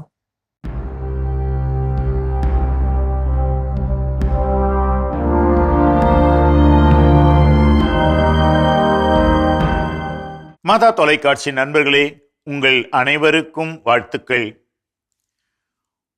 ஒரு மனிதன் மன நிறைவோடும் மகிழ்ச்சியோடும் வாழ என்ன செய்ய வேண்டும்? இதோ அரிஸ்டாட்டில் என்ற கிரேக்க தத்துவவியலாளர் நமக்கு சொல்லுகிறார். Good habits are formed at youth and make all the difference for the whole life of a man.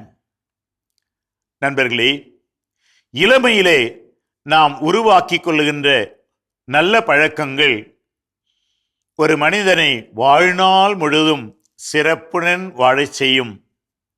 ஆம், இளம் பருவம் மிக முக்கியமானது, மிக அழகானது. ஒரு மனிதனுடைய வாழ்வை, அவனுடைய பிற்கால வாழ்வு எப்படி இருக்கப் போகிறது என்பதை நிர்ணயிப்பதும் கூட. அதனால்தான் விளையும் பயிர் முளையிலே தெரியும் என்று ஒரு பழமொழியும் நம் நாட்டிலே இருக்கிறது. ஒரு மனிதன் தன் இளமையிலே நல்ல பழக்க வழக்கங்களை உருவாக்கி கொண்டால் அவன் வளர்ந்து தன் வாழ்நாள் இறுதி வரை அந்த நல்ல பழக்கங்களிலே வாழ்ந்து அவன் மன நிம்மதியை பெறுவான், அடுத்தவர்களுக்கும் அந்த மன நிம்மதியை தருவான். ஆனால் இன்று நடப்பது என்ன? நாம் இந்த நல்ல பழக்க வழக்கங்களை நமது பிள்ளைகள் இளமையிலே கற்றுக்கொள்ள அவர்கள் தவறுகிறார்கள் என்று சொல்வதை விட அந்த பழக்கங்களை கற்றுக் கொடுக்க பெரியவர்களாகிய நாம் தவறிவிடுகிறோம் என்றுதான் சொல்ல வேண்டி இருக்கிறது. ஏனென்றால் இளமையில் இருப்பவர்கள் பெரியவர்களிடமிருந்துதான் எல்லாவற்றையும் கற்றுக்கொள்கிறார்கள். அப்படி இருக்கும்போது நமது இளம் தலைமுறைகளுக்கு நாம் என்ன கற்றுக் கொடுக்க போகிறோம்?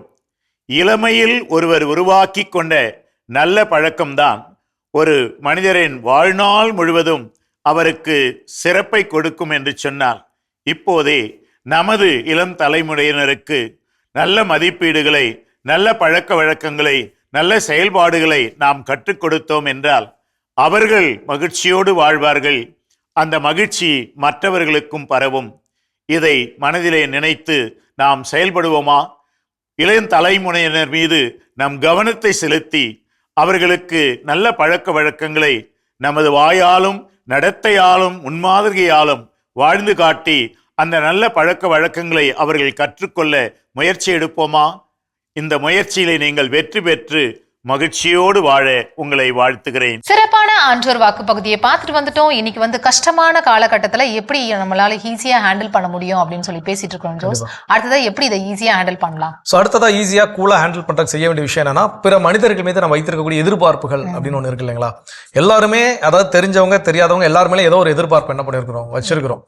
சில விஷயங்கள் நமக்கு தேவையானதா இருக்கும், ஆனா நம்ம என்ன பண்ண மாட்டோம், வாய் திறந்து கேட்க மாட்டோம். என்னுடைய செயல்களை பார்த்தோ இல்ல என்னுடைய அப்பியரன்ஸை பார்த்தோ உடனே என்ன பண்ணுவோம், என்ன பிரச்சனையில் இருக்கீங்களா, உனக்கு நான் உதவி செய்ய வேணுமா அப்படின்னு எனக்கு விருப்பமானவங்க என்ன பண்ணுவோம், வந்து கேட்கணும். நம்ம என்ன பண்ணுவோம், எதிர்பார்ப்போம். ஒருவேளை அது கேட்கல அப்படின்னா அது ஒரு பிரச்சனையா வரும். இன்னைக்கு எனக்கு பிறந்த நாள், ஆனா என்னுடைய விரும்பக்கூடிய ஒரு நபர் என்ன பண்ணல, எனக்கு பிறந்தநாள் வாழ்த்து என்ன பண்ணல, சொல்லல. வருஷம் அவங்க தான் ஃபர்ஸ்ட் சொல்லுவாங்கன்னா, அந்த டைம் என்னடா பிறந்தநாள் மறந்துட்டியா அப்படின்னு காலைல ஃபோன் பண்ணி கேட்டா ஒரு 2 செகண்ட் ஆகுமா? ஆனா என்ன பண்ண மாட்டோம், கேட்க மாட்டோம். இரவு வரைக்கும் என்ன பண்ணுவோம், வெயிட் பண்ணுவோம். அந்த நாளுடைய இறுதி வரைக்கும், அந்த நாளுடைய 11:59 மணி வரைக்கும் வெயிட் பண்ணி, ஓகே இது நம்மளுடைய பிறந்தநாள் என்ன ஆயிடுச்சு, முடிஞ்சிருச்சு, இன்னைக்கு என்ன பண்ணலாம், விஷ் பண்ணலாம் சொல்லி அதுக்கப்புறம் என்ன பண்ணுவாங்க, சண்டை போடுறது. இதெல்லாம் என்னன்னா எக்ஸ்பெக்டேஷன்ஸ். அந்த எக்ஸ்பெக்டேஷன்ஸ் வந்து ஃபுல்ஃபில் ஆகாததுனால எல்லா நேரங்களிலும் எல்லாரோட எதிர்பார்ப்பையும் எல்லாரும் என்ன பண்ண முடியாது, பூர்த்தி செய்ய முடியாது. அப்போ அந்த நிலையில நாம் அதை உணர்ந்து கொண்டு பிறர் மீது வைத்திருக்கக்கூடிய எதிர்பார்ப்புகளை குறைச்சிக்கிட்டோம்னு வச்சுக்கோங்களேன், நமக்கு ஏமாற்றங்களும் பெருசா ஒன்றும் தெரியாது. ஸோ அப்போ இது ஓகே, இது நடக்கும்னு எதிர்பார்த்தா ஒன்றும் பிரச்சனை இல்லை, அவங்க கிட்ட இருந்து எதிர்பார்க்கல, செஞ்சிருக்கிறாங்களா ஓகே அப்படின்னு கூலா என்ன பண்ண முடியும், கடந்து செல்ல முடியும். எவ்வளவு பெரிய துரோகம் யார் செஞ்சாலும் கூட, ஓகே நான் அவங்கள நம்பினேன், அவங்க துரோகம் பண்ணிட்டாங்க, ஓகே இது எதிர்பார்த்த ஒன்று தான், ஒன்றும் பிரச்சனை இல்லை அப்படிங்கிற மாதிரி என்ன பண்ண முடியும், கூலா ஹேண்டில் பண்ண முடியும். இல்ல நான் பிறர் மீது எதிர்பார்ப்புகளை அதிகமாக திணித்து கொண்டே இருக்கிறேன், எதிர்பார்த்து வைத்துக் கொண்டே இருக்கிறேன் அப்படின்னா பிரச்சனை யாருன்னா அவங்களுக்கு கிடையாது, நமக்கு தான். நம்பிக்கை வச்சு எதிர்பார்த்து ஏமாந்து போறது நமக்கு தான். அது இன்னும் ரொம்ப கஷ்டமா இருக்கும், நமக்கு ஏற்கனவே கஷ்டமா இருக்கும், இது கூடுதல் கஷ்டத்தை என்ன பண்ணும், சேர்த்து கொடுக்கும். ஸோ அந்த வகையில் எதிர்பார்ப்புகளை குறைத்துக் கொள்ள வேண்டும். ஓகே, தொடர்ந்து பேசலாம். அதுக்கு முன்னாடி அடுத்த பகுதியை பார்க்கலாம்.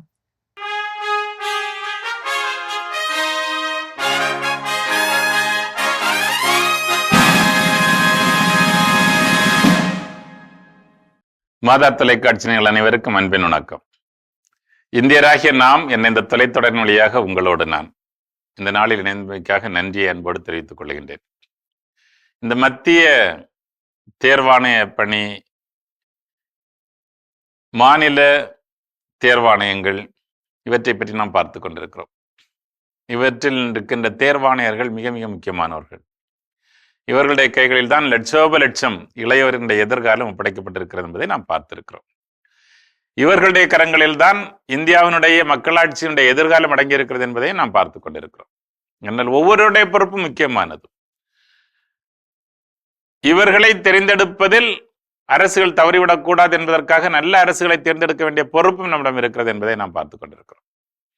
இன்றைக்கு நாம் பார்ப்பது, இப்படிப்பட்ட தேர்வாணையர்கள் தவறு செய்தால், தங்களுக்கு கொடுக்கப்பட்ட அதிகார வரம்பை மீறி செயல்பட்டால் அல்லது மக்களாட்சி தன்மைக்கு விரோதமாக செயல்பட்டால் அவர்களை நாம் என்ன செய்ய முடியும் என்பதை பற்றி சொல்கிற பொழுது, பொதுவாக இவர்களை அப்படிப்பட்ட நேரங்களில் பணியிலிருந்து விலக்க முடியும், நீக்க முடியும். நீக்குவதற்கான அதிகாரம் மத்திய அரசுக்கு இருக்கிறது. ஆனால் அதை செயல்படுத்துகிறவர் குடியரசுத் தலைவர். குடியரசுத் தலைவருடைய உத்தரவால், ஆணையினால் மட்டுமே அவர்களை பதவி நீக்கம் செய்ய முடியும்.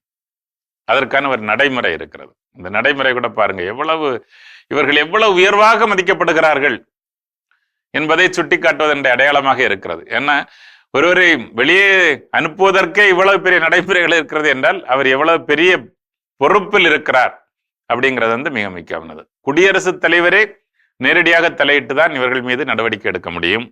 குறிப்பாக அவரது நடத்தை தவறாக இருந்திருக்க வேண்டும், அது நிரூபிக்கப்பட்டிருக்க வேண்டும். தவறாக இருக்கிறது என்று நிரூபிக்கப்பட்டிருக்க வேண்டும். அதனுடைய அடிப்படையில் குடியரசுத் தலைவர் அறிக்கை ஒன்றை பெறுகிறார். பெற்ற அறிக்கையை அவர் உச்ச நீதிமன்றத்திற்கு அனுப்பி வைக்கிறார். உச்ச நீதிமன்றத்தில் தான் அது பற்றி விசாரணை நடத்தப்படுகிறது. அந்த விசாரணையின் முடிவில் அவர் செய்த குற்றம் நிரூபிக்கப்பட்டு, தவறு நிரூபிக்கப்பட்டு, அவர் தவறு செய்திருக்கிறார் என்பதை எண்பித்த பிறகுதான் அவர் அந்த பதவியிலிருந்து நீக்கப்பட முடியும். இவ்வளவு நடைமுறைகள் இருக்கின்றன. அவ்வளவு தூரம் அவர்களுடைய பணி பாதுகாக்கப்படுகிறது என்பதை நாம் மறந்துவிடக்கூடாது. வேறு சில காரணங்களும் இருக்கின்றன. ஒருவேளை பணியில் இருக்கிற பொழுதே அவர் நொடிப்பு நிலையினர், அதாவது பேங்க்ரப்ட் என்று அவர் ஆயிற்றா, அவர் பதவியிலிருந்து நீக்கப்பட்டு விடுவார். இரண்டாவதாக, அவர் வேறு ஊதியம் தருகிற தொழிலில் ஈடுபட்டிருந்தார் என்பது நிரூபிக்கப்பட்டாலும் கூட அவர் பதவியிலிருந்து நீக்கப்படுவார். ஏன்னா அரசு பணியாற்றுகிறவர்கள் அந்த வேலையில் இருந்து கிடைக்கிற வருமானத்தை மட்டும்தான் பெற்றுக்கொள்ள வேண்டுமே தவிர வேறு ஊதியம் தருகிற பணிகளில் ஈடுபடக்கூடாது என்பது அரசு விதி. எல்லாருக்கும் பொருந்தும். அது நிறைய பேர் கடைபிடிக்கிறது இல்லை. ஏன் நம்முடைய பல ஆசிரியர்களுடன் நான் பார்த்துருக்கிறேன், ஸ்கூலுக்கு போயிட்டு வர வேற வேலையெல்லாம் ஆதாயம் தரும் வேலைகளை செய்கிறார்கள். ஆனா இது மிக மிக முக்கியமானது. அரசு விதி எப்போதுமே ஒரு சம்பளம் தான், ஒரு வருமானம் தான் நாம் பெற்றுக்கொள்ள முடியும். வேறு வருமானம் பெறுகிற தொழில் அவர்கள் ஈடுபட்டதாக தெரிந்தால் அவர்கள் கண்டிப்பாக பதவியிலிருந்து நீக்கப்படுவார்கள். மூன்றாவதாக, சித்த சுவாதீனமற்றவர், அவருக்கு மனநிலை பிறழ்ந்து போயிற்று அப்படிங்கிறத நிரூபித்தாலும் அவர் பதவியிலிருந்து நீக்கப்படுகிறார். அதுபோக ஒருவேளை இப்படிப்பட்டவங்களும் பெரிய ஆட்கள், நிறைய படிச்சிருக்காங்க, நிறைய பணியாற்றி இருக்கிறாங்க, நிறைய சமூகத்தோடு தொடர்புடையவர்களாக இருக்கிறாங்க. எனவே ஒருவேளை வேறு நிறுவனங்களில் இவர்கள் பங்குதாரர்களாக இருக்கலாம். அது ஆட்டோமேட்டிக்கா நிறைய அமைப்புகளில் இவர்கள் பங்குதாரர்களாக இருக்கலாம், வேறு நிறுவனங்களில் பங்குதாரராக இருக்கலாம். இருக்கிற பொழுது அந்த நிறுவனங்களில் அதிகமாக செயல்பட்டு அதிலிருந்தும் தனக்கு வருமானம் வருகிற பணியை அவர் மேற்கொண்டிருக்கிறார் என்பது எண்பிக்கப்பட்டால் அவர் கண்டிப்பாக பணியிலிருந்து நீக்கப்படுவதற்கான எல்லா முகாந்திரமும் இருக்கிறது. அந்த தவறான நடவடிக்கை சரியாக பதிவு செய்யப்பட்டு குடியரசுத் தலைவரை எட்டி விட்டது என்றால் அது உச்ச நீதிமன்றத்திற்கு ஒரு வழக்காக சென்றுவிடும். எத்தகைய காரணங்களுக்காகவும் ஒருவர் நீக்கப்படுகிறார். பொதுவா அதிகமான நீக்குதலுக்கான காரணம் என்ன இதுவரைக்கும் இருந்திருக்குன்னா ஊழல்ல ஈடுபட்டாங்க அப்படிங்கிறதான். இப்படிப்பட்ட தேர்வாணைய தலைவர்களுடைய வீடுகள்ல எல்லாம் சப்சக்வெண்டா பாத்தீங்க அப்படின்னு சொன்னா 400 கிலோ தங்கம், இத்தனை கோடி ரொக்க ரூபாய், இவ்வளவு வைர நகைகள், இந்த பிளாட்டுகளுக்கான ஆவணங்கள், இப்படிதான் அவங்க மாட்டியிருக்காங்க. நிறைய பேர் மருத்துவாணையமா இருக்கட்டும், எந்த தேர்வாணையமாக இருந்தாலும் சிக்கி கொண்டவர்கள் சிலர் தான். ஆனால் சிலருடைய வீடுகளில் கைப்பற்றப்பட்ட பணம், நகை அதெல்லாம் பார்த்தீங்கன்னு சொன்னா பல 100 கோடிகள். எனவே இது ஊழல் மலிந்து இருக்கிற இடம். மக்கள் விழிப்பா இருப்பதை பொறுத்தே இப்படிப்பட்ட அமைப்புகளை சீர் செய்து சரியாக வழிநடத்த முடியும் என்பதே உறுதியான கொள்கை. எனவே நாம் விழித்திருப்போம், செயல்படுவோம், இந்தியாவினுடைய மக்களாட்சியை பாதுகாப்போம். வாருங்களை அன்போடு அழைக்கிறேன். நன்றி, வணக்கம். அருமையான இந்தியராகிய நாம் பகுதி பார்த்துட்டோம். அதோட இன்னைக்கு நம்ம பேசிட்டு இருக்கிறோம் கடவுள் வணக்கம் நிகழ்ச்சியில கடினமான தருணங்களை கூலா ஹேண்டில் பண்றதுக்கு செய்ய வேண்டிய விஷயங்கள். அடுத்ததா என்ன சொல்றாங்க? அடுத்ததா வந்து talk to yourself kindly அப்படின்னு சொல்றாங்க. ஏதோ ஒரு பிரச்சனையில மாட்டியாச்சு, அது நீதான் அதுக்கு காரணம், உன்னாலதான் அப்படி நடந்துச்சு, நீ அவங்க மேல ரொம்ப எதிர்பார்த்துட்டு இருந்த, நீ உன்னோட எதிர்பார்ப்பு தான் அது பிரச்சனைன்னு சொல்லிட்டு இன்னும் உங்களை வந்து பிளேம் பண்ணிக்காம, உங்களையே நீங்க வந்து ஹார்ஷா ட்ரீட் பண்ணிக்காம கைண்டா வந்து ஹேண்டில் பண்ணுங்க. இல்லை ஓகே நம்ம நம்பணும், இது வந்து இப்படி ஆயிடுச்சு, நம்ம இது இன்னும் எப்படி செய்யலாம், எப்படி பெட்டரா கொண்டு போகலாம், இன்னும் எவ்வளோ சீக்கிரம் நம்மளால இதை முடிக்க முடியும்னு பார்க்கலாம் அப்படின்னு சொல்லிட்டு, இல்லை நம்மளால முடியும், இவ்வளோ இப்போ இதுக்கு முன்னாடிலாம் நம்ம தானே தனியாக செஞ்சுட்டு இருந்தோம், இப்போ தானே இவங்க எல்லாம் வந்தாங்க, இதுக்கு முன்னாடி நம்ம இதை செஞ்சுட்டு இருந்த வேலை தானே, நம்ம செய்யலாம் அப்படின்னு சொல்லிட்டு நமக்கு நாமே வந்து பாசிட்டிவா வந்து பேசணுமே தவிர நம்மளே நம்ம வந்து பிளேம் பண்ணிக்க கூடாது அப்படின்னு சொல்றாங்க. சில பேர் சொல்லுவாங்க, அதாவது என்ன அப்படின்னா, நான் அழுகிறதுக்குனே வரம் வாங்கிட்டு வந்தவன் அப்படின்னு சொல்லுவாங்க. காரணம் என்ன அப்படின்னா, அது ஒரு நெகட்டிவ் டாக். எனக்கு எதுவுமே உருப்படியா நடக்காது, நான் வாழ்க்கையில எதை செஞ்சாலும் எனக்கு அது அழுகையில தான் சென்று போய் என்ன பண்ணுவோம் முடியும் அப்படின்னு அவங்க என்ன பண்றாங்க, ஸ்ட்ராங்கா அதை நம்புறாங்க. அப்படி ஸ்ட்ராங்கா நான் எதை நம்புறீங்களோ ஸ்ட்ராங்கா அவங்களுக்கு என்ன ஆகும், கிடைக்கும். ஸோ அப்போ அந்த வகையில நாம் பாசிட்டிவா நடக்க வேண்டும். இப்போ ஒரு கடினமான தருணங்கள் எதிர்பார்க்கல, ஏதோ ஒன்று நடந்துருச்சு, மேபி நம்ம எடுத்த ஒரு தவறான முடிவாக கூட என்ன பண்ணலாம் இருக்கலாம். அந்த தவறான முடிவுனால இது என்னாலதான் நடந்துச்சு, இது காரணம் நான் தான், இதை நான் அனுபவிக்கணும் அப்படின்னு சொல்லி நெகட்டிவா கூட கொஞ்சம் தலையில அள்ளி போட்டுக்காம, ஓகே நான் ஒரு முடிவு எடுத்தேன், அது தவறாயிருச்சு, இந்த முடிவுல இருந்து நல்ல ஒரு பாடத்தை என்ன பண்ண கத்துக்கிட்டேன், இனி இந்த முடிவை நான் என்ன பண்ணுவேன் சரியா மாத்தி காட்டுவேன், அதே நேரத்தில் மீண்டும் தவறான முடிவுகளை என்ன பண்ண மாட்டேன், எடுக்க மாட்டேன். ஸோ இப்படிப்பட்ட ஒரு கண்ணோட்டம் நம்ம கிட்ட இருந்துச்சுன்னா நிச்சயமா அந்த சூழலை நம்மளால கூலா ஹேண்டில் பண்ண முடியும். அதற்கு விட்டுட்டு அழுகிறதுக்கே வர வாங்கிட்டு வந்தவனா அப்படின்னு நம்ம நினைச்ச தொடங்கணும்னா இருக்கக்கூடிய மோசமான சூழல் இன்னும் மோசமான சூழலாக மாறிவிடும். ஸோ சிந்தித்து செயல்படுவோம். தொடர்ந்து பேசுவோம். அடுத்த பகுதியை பார்க்கலாம்.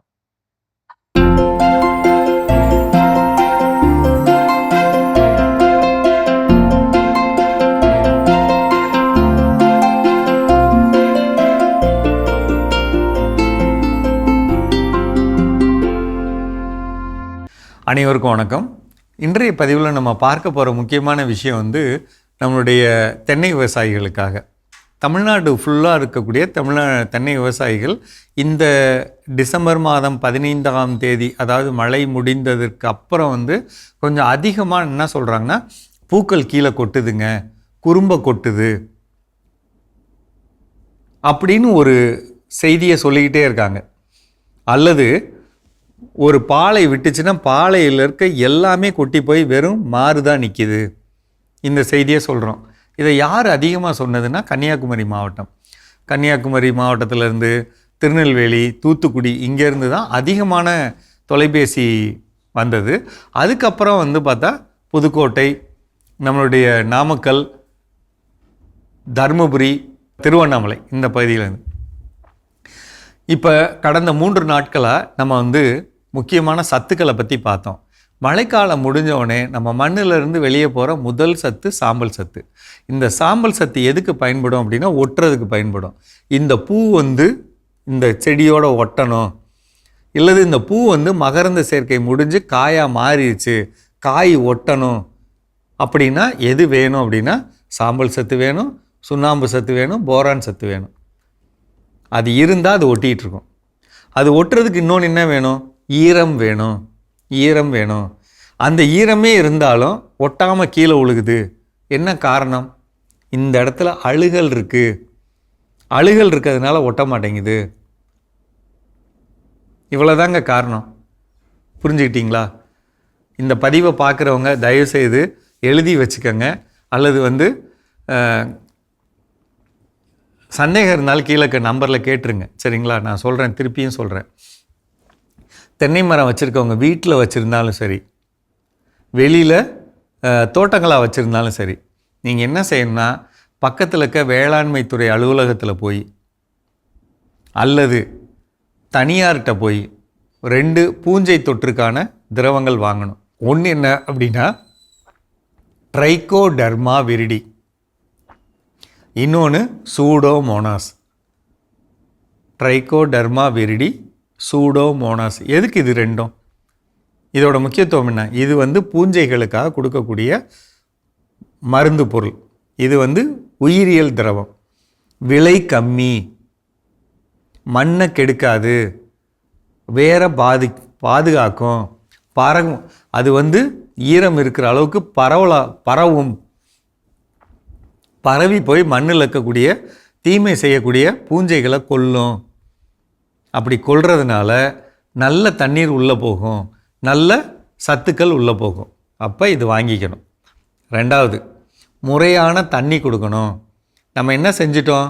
மழை பெய்கிறப்ப தண்ணி இருந்தது, அதுக்கப்புறம் என்ன நினச்சிக்கிட்டோம் அப்படின்னா அதான் அந்த மழை பெய்ஞ்ச தண்ணி இருக்குல்ல அப்படின்னு சொல்லிட்டு தண்ணி கொடுக்காம விட்டுட்டோம். அந்த பயிரோட அடிப்படையே ஈரம். உங்களுக்கு தெரியும், தென்னை, பாக்கு, வாழை, மஞ்சள் இதெல்லாம் பணப்பயிர்களாக இருந்தாலும் ஆற்று ஓரங்களில் வளர்ந்த பயிர். அதை கொண்டு போய் நம்ம எல்லா இடத்துலையும் வச்சுட்டோம் ஆசைப்பட்டு.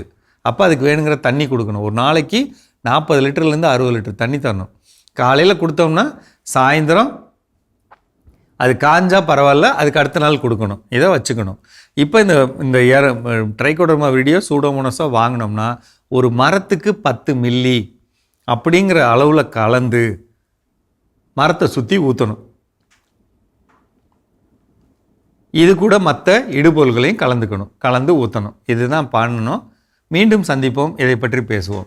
சிறப்பான உழவும் உயர்வும் பகுதியை பார்த்துட்டு வந்துட்டோம். இன்னைக்கு வந்து கஷ்டமான காலகட்டத்தை நம்ம வந்து ஈஸியா ஹேண்டில் பண்ண முடியும், கூலா நம்ம அதை வந்து கடந்து போகலாம் அப்படின்னு சொல்லி பேசி, அது எப்படிலாம் கடந்து போகலாம் அப்படின்னு பேசிட்டு இருக்கிறோம். அடுத்தது எப்படி இதை கடந்து போகலாம். ஸோ அடுத்ததாக கடந்து போவதற்கு மனசுல ஒன்று ஆழமா நம்ம என்ன பண்ணணும், பதிய வைத்துக் கொள்ள வேண்டும். முயற்சி செய்யறது நம்மளுடைய கைகள்ல இருக்குது, ஆனா ரிசல்ட் நம்ம கைகள்ல இல்ல. விவிலியத்தில் அழகா சொல்லியிருப்பாங்க, போருக்கென்று குதிரை ஆயத்தப்படுத்தலாம், ஆனால் வெற்றி அளிப்பது கடவுளுடைய கைகளில் தான் என்ன பண்ணுது இருக்குது. அதுபோல நம்முடைய வாழ்க்கையில் நம்ம இவ்வளோ எஃபர்ட் போட்டேன், இது செஞ்சேன், எனக்கு இவ்வளோ முயற்சி எடுத்தேன், ஆனால் என்னாச்சு, எனக்கு எஃபர்ட்டுக்கு ஏற்ற வெற்றி எனக்கு கிடைக்கல அப்படின்னு அழுது புலம்ப வேண்டிய தேவை கிடையாது. மேபி அங்கே ஏதோ ஒன்று என்ன பண்ணியிருக்கலாம், குறைபாடு உள்ளதாக இருந்திருக்கலாம். இல்லை அந்த வெற்றினால நம்ம எங்கேயோ மாட்டிக்கொள்ளக்கூடிய ஒரு சூழல் என்ன பண்ணியிருக்கலாம், இருந்திருக்கலாம். வாழ்க்கையில தொடக்கத்திலே சொன்ன மாதிரி எதுவுமே காரணமின்றி நடப்பது கிடையாது. எல்லாமே ஏதோ ஒரு காரணத்தோட தான் என்ன பண்ணுது, நடக்கின்றது. அந்த காரணத்தை நாம் அறிந்து கொள்ளாமல் இருக்கிறதுனால தான் இந்த வாழ்க்கை என்பது சுவாரஸ்யமா என்ன பண்ணிட்டே இருக்குது, போய்கிட்டே இருக்கு. இன்னைக்கு நம்ம வாழ்க்கையில ஒரு நிலையில இருக்கிறோம், கொஞ்சம் அப்படியே ஒரு 5 வருஷம் 10 வருஷம் 15 வருஷம் 20 வருஷம் கொஞ்சம் அப்படி ரீவைண்ட் பண்ணி பார்த்து அன்றைக்கி ஏதோ ஒரு முடிவு அன்றைக்கி நமக்கு ரொம்ப பெரிய கஷ்டத்தை கொடுத்துருக்கோம். ஆனால் இன்றைக்கி நம்ம ரொம்ப சந்தோஷமாக மற்றவங்ககிட்ட பெருமையாக தான் சொல்லுவோம், அன்றைக்கி நல்ல வேலை என் லைஃப்பில் இப்படி நடந்துச்சு, இல்லைன்னா என் லைஃப்பில் நான் எங்கேயோ மோசமாக இருப்பேன். ஆனால் அன்றைக்கி நான் அந்த முடிவு எடுத்ததோ இல்லை அன்றைக்கி அந்த சூழல் நடந்ததோ நான் நினச்சி ரொம்ப கஷ்டப்பட்டேன், அழுதேன், ஆர்ப்பாட்டம் பண்ணேன், அழுது புலம்புனேன். ஆனால் இன்றைக்கி பாருங்கள், அந்த ஒரு நிகழ்வு நடந்ததுனால தான் என் வாழ்க்கையில் நான் நல்ல நிலையில் இருக்கிறேன் அப்படின்னு சொல்கிறதுக்கு என்கிட்ட கதைகள் நிறையா இருக்குது, உங்ககிட்ட நிறையா இருக்குது, நிகழ்ச்சி பார்த்துக்கூடிய அன்பர்கள் எல்லாருக்கிட்டையும் இப்படிப்பட்ட கதைகள் இருக்குது. ஸோ அப்போ அந்த விஷயத்தை நம்ம நடக்கின்ற பொழுது வெற்றி கிடைக்கலையா அதை பற்றி கவலைப்பட தேவையில்லை. அப்போ ஆழமாக பதிஞ்சு வச்சுக்க வேண்டிய விஷயம், முயற்சி என் கையில் இருக்குது, ஆனால் அந்த ரிசல்ட் என் கையில் இல்லை. ரிசல்ட் என்னவானாலும் இருக்கலாம், அந்த ரிசல்ட் ஆனால் எனக்கு என்ன பண்ணும், ஒரு நல்ல பாடத்தை என்ன பண்ணும், கற்றுக் கொடுக்கும். அப்போ அந்த மைண்ட் செட்டோட நம்ம ட்ராவல் பண்ணோம் அப்படின்னா எந்த பெரிய பிரச்சனை வந்தாலும் அது நம்ம ஈஸியாக கூலாக ஹேண்டில் பண்ண முடியும். ஓகே ஜோஸ், தொடர்ந்து பேசுவோம். அதுக்கு முன்னாடி அடுத்த பகுதியை பார்க்கலாம்.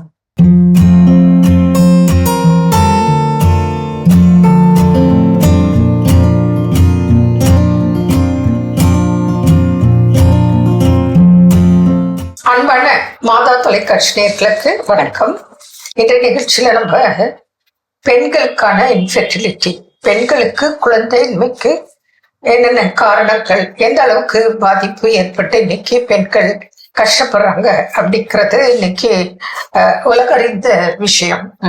இதுல பார்த்தோம் அப்படின்னு சொன்னா சிலருக்கு அந்த பரம்பரை ஒரு காரணம் இருக்கலாம், ஒபிசிட்டி இருக்கலாம், பிசிஓடி, ஃபைப்ராய்டு, இந்த மாதிரி டென்ஷன்ஸ், நிறைய ப்ராப்ளங்கள் இருக்கு, லேட் மேரேஜ் இருக்கு, இர்ரெகுலர் பீரியட் இருக்கு, டிப்ரெஷன்ல வேற இருக்காங்க இன்னைக்கு, ரொம்ப ஸ்ட்ரெஸ் லைஃப்.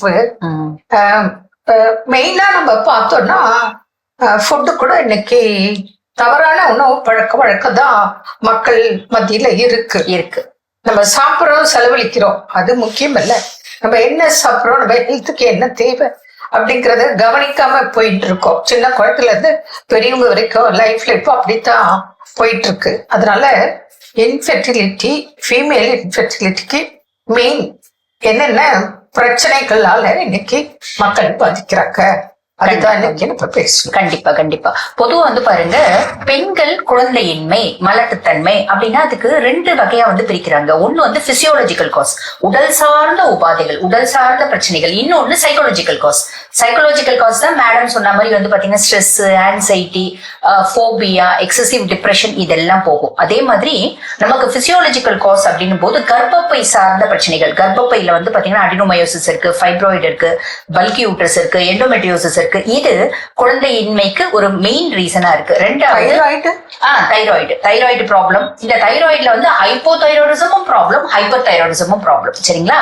அதுக்கு அடுத்து ஓவரீஸ் அப்படின்னு எடுத்தா மெயினா பிசிஓஸ் இல்லைங்களா? எல்லாமே உங்களுக்கு ஹார்மோனல்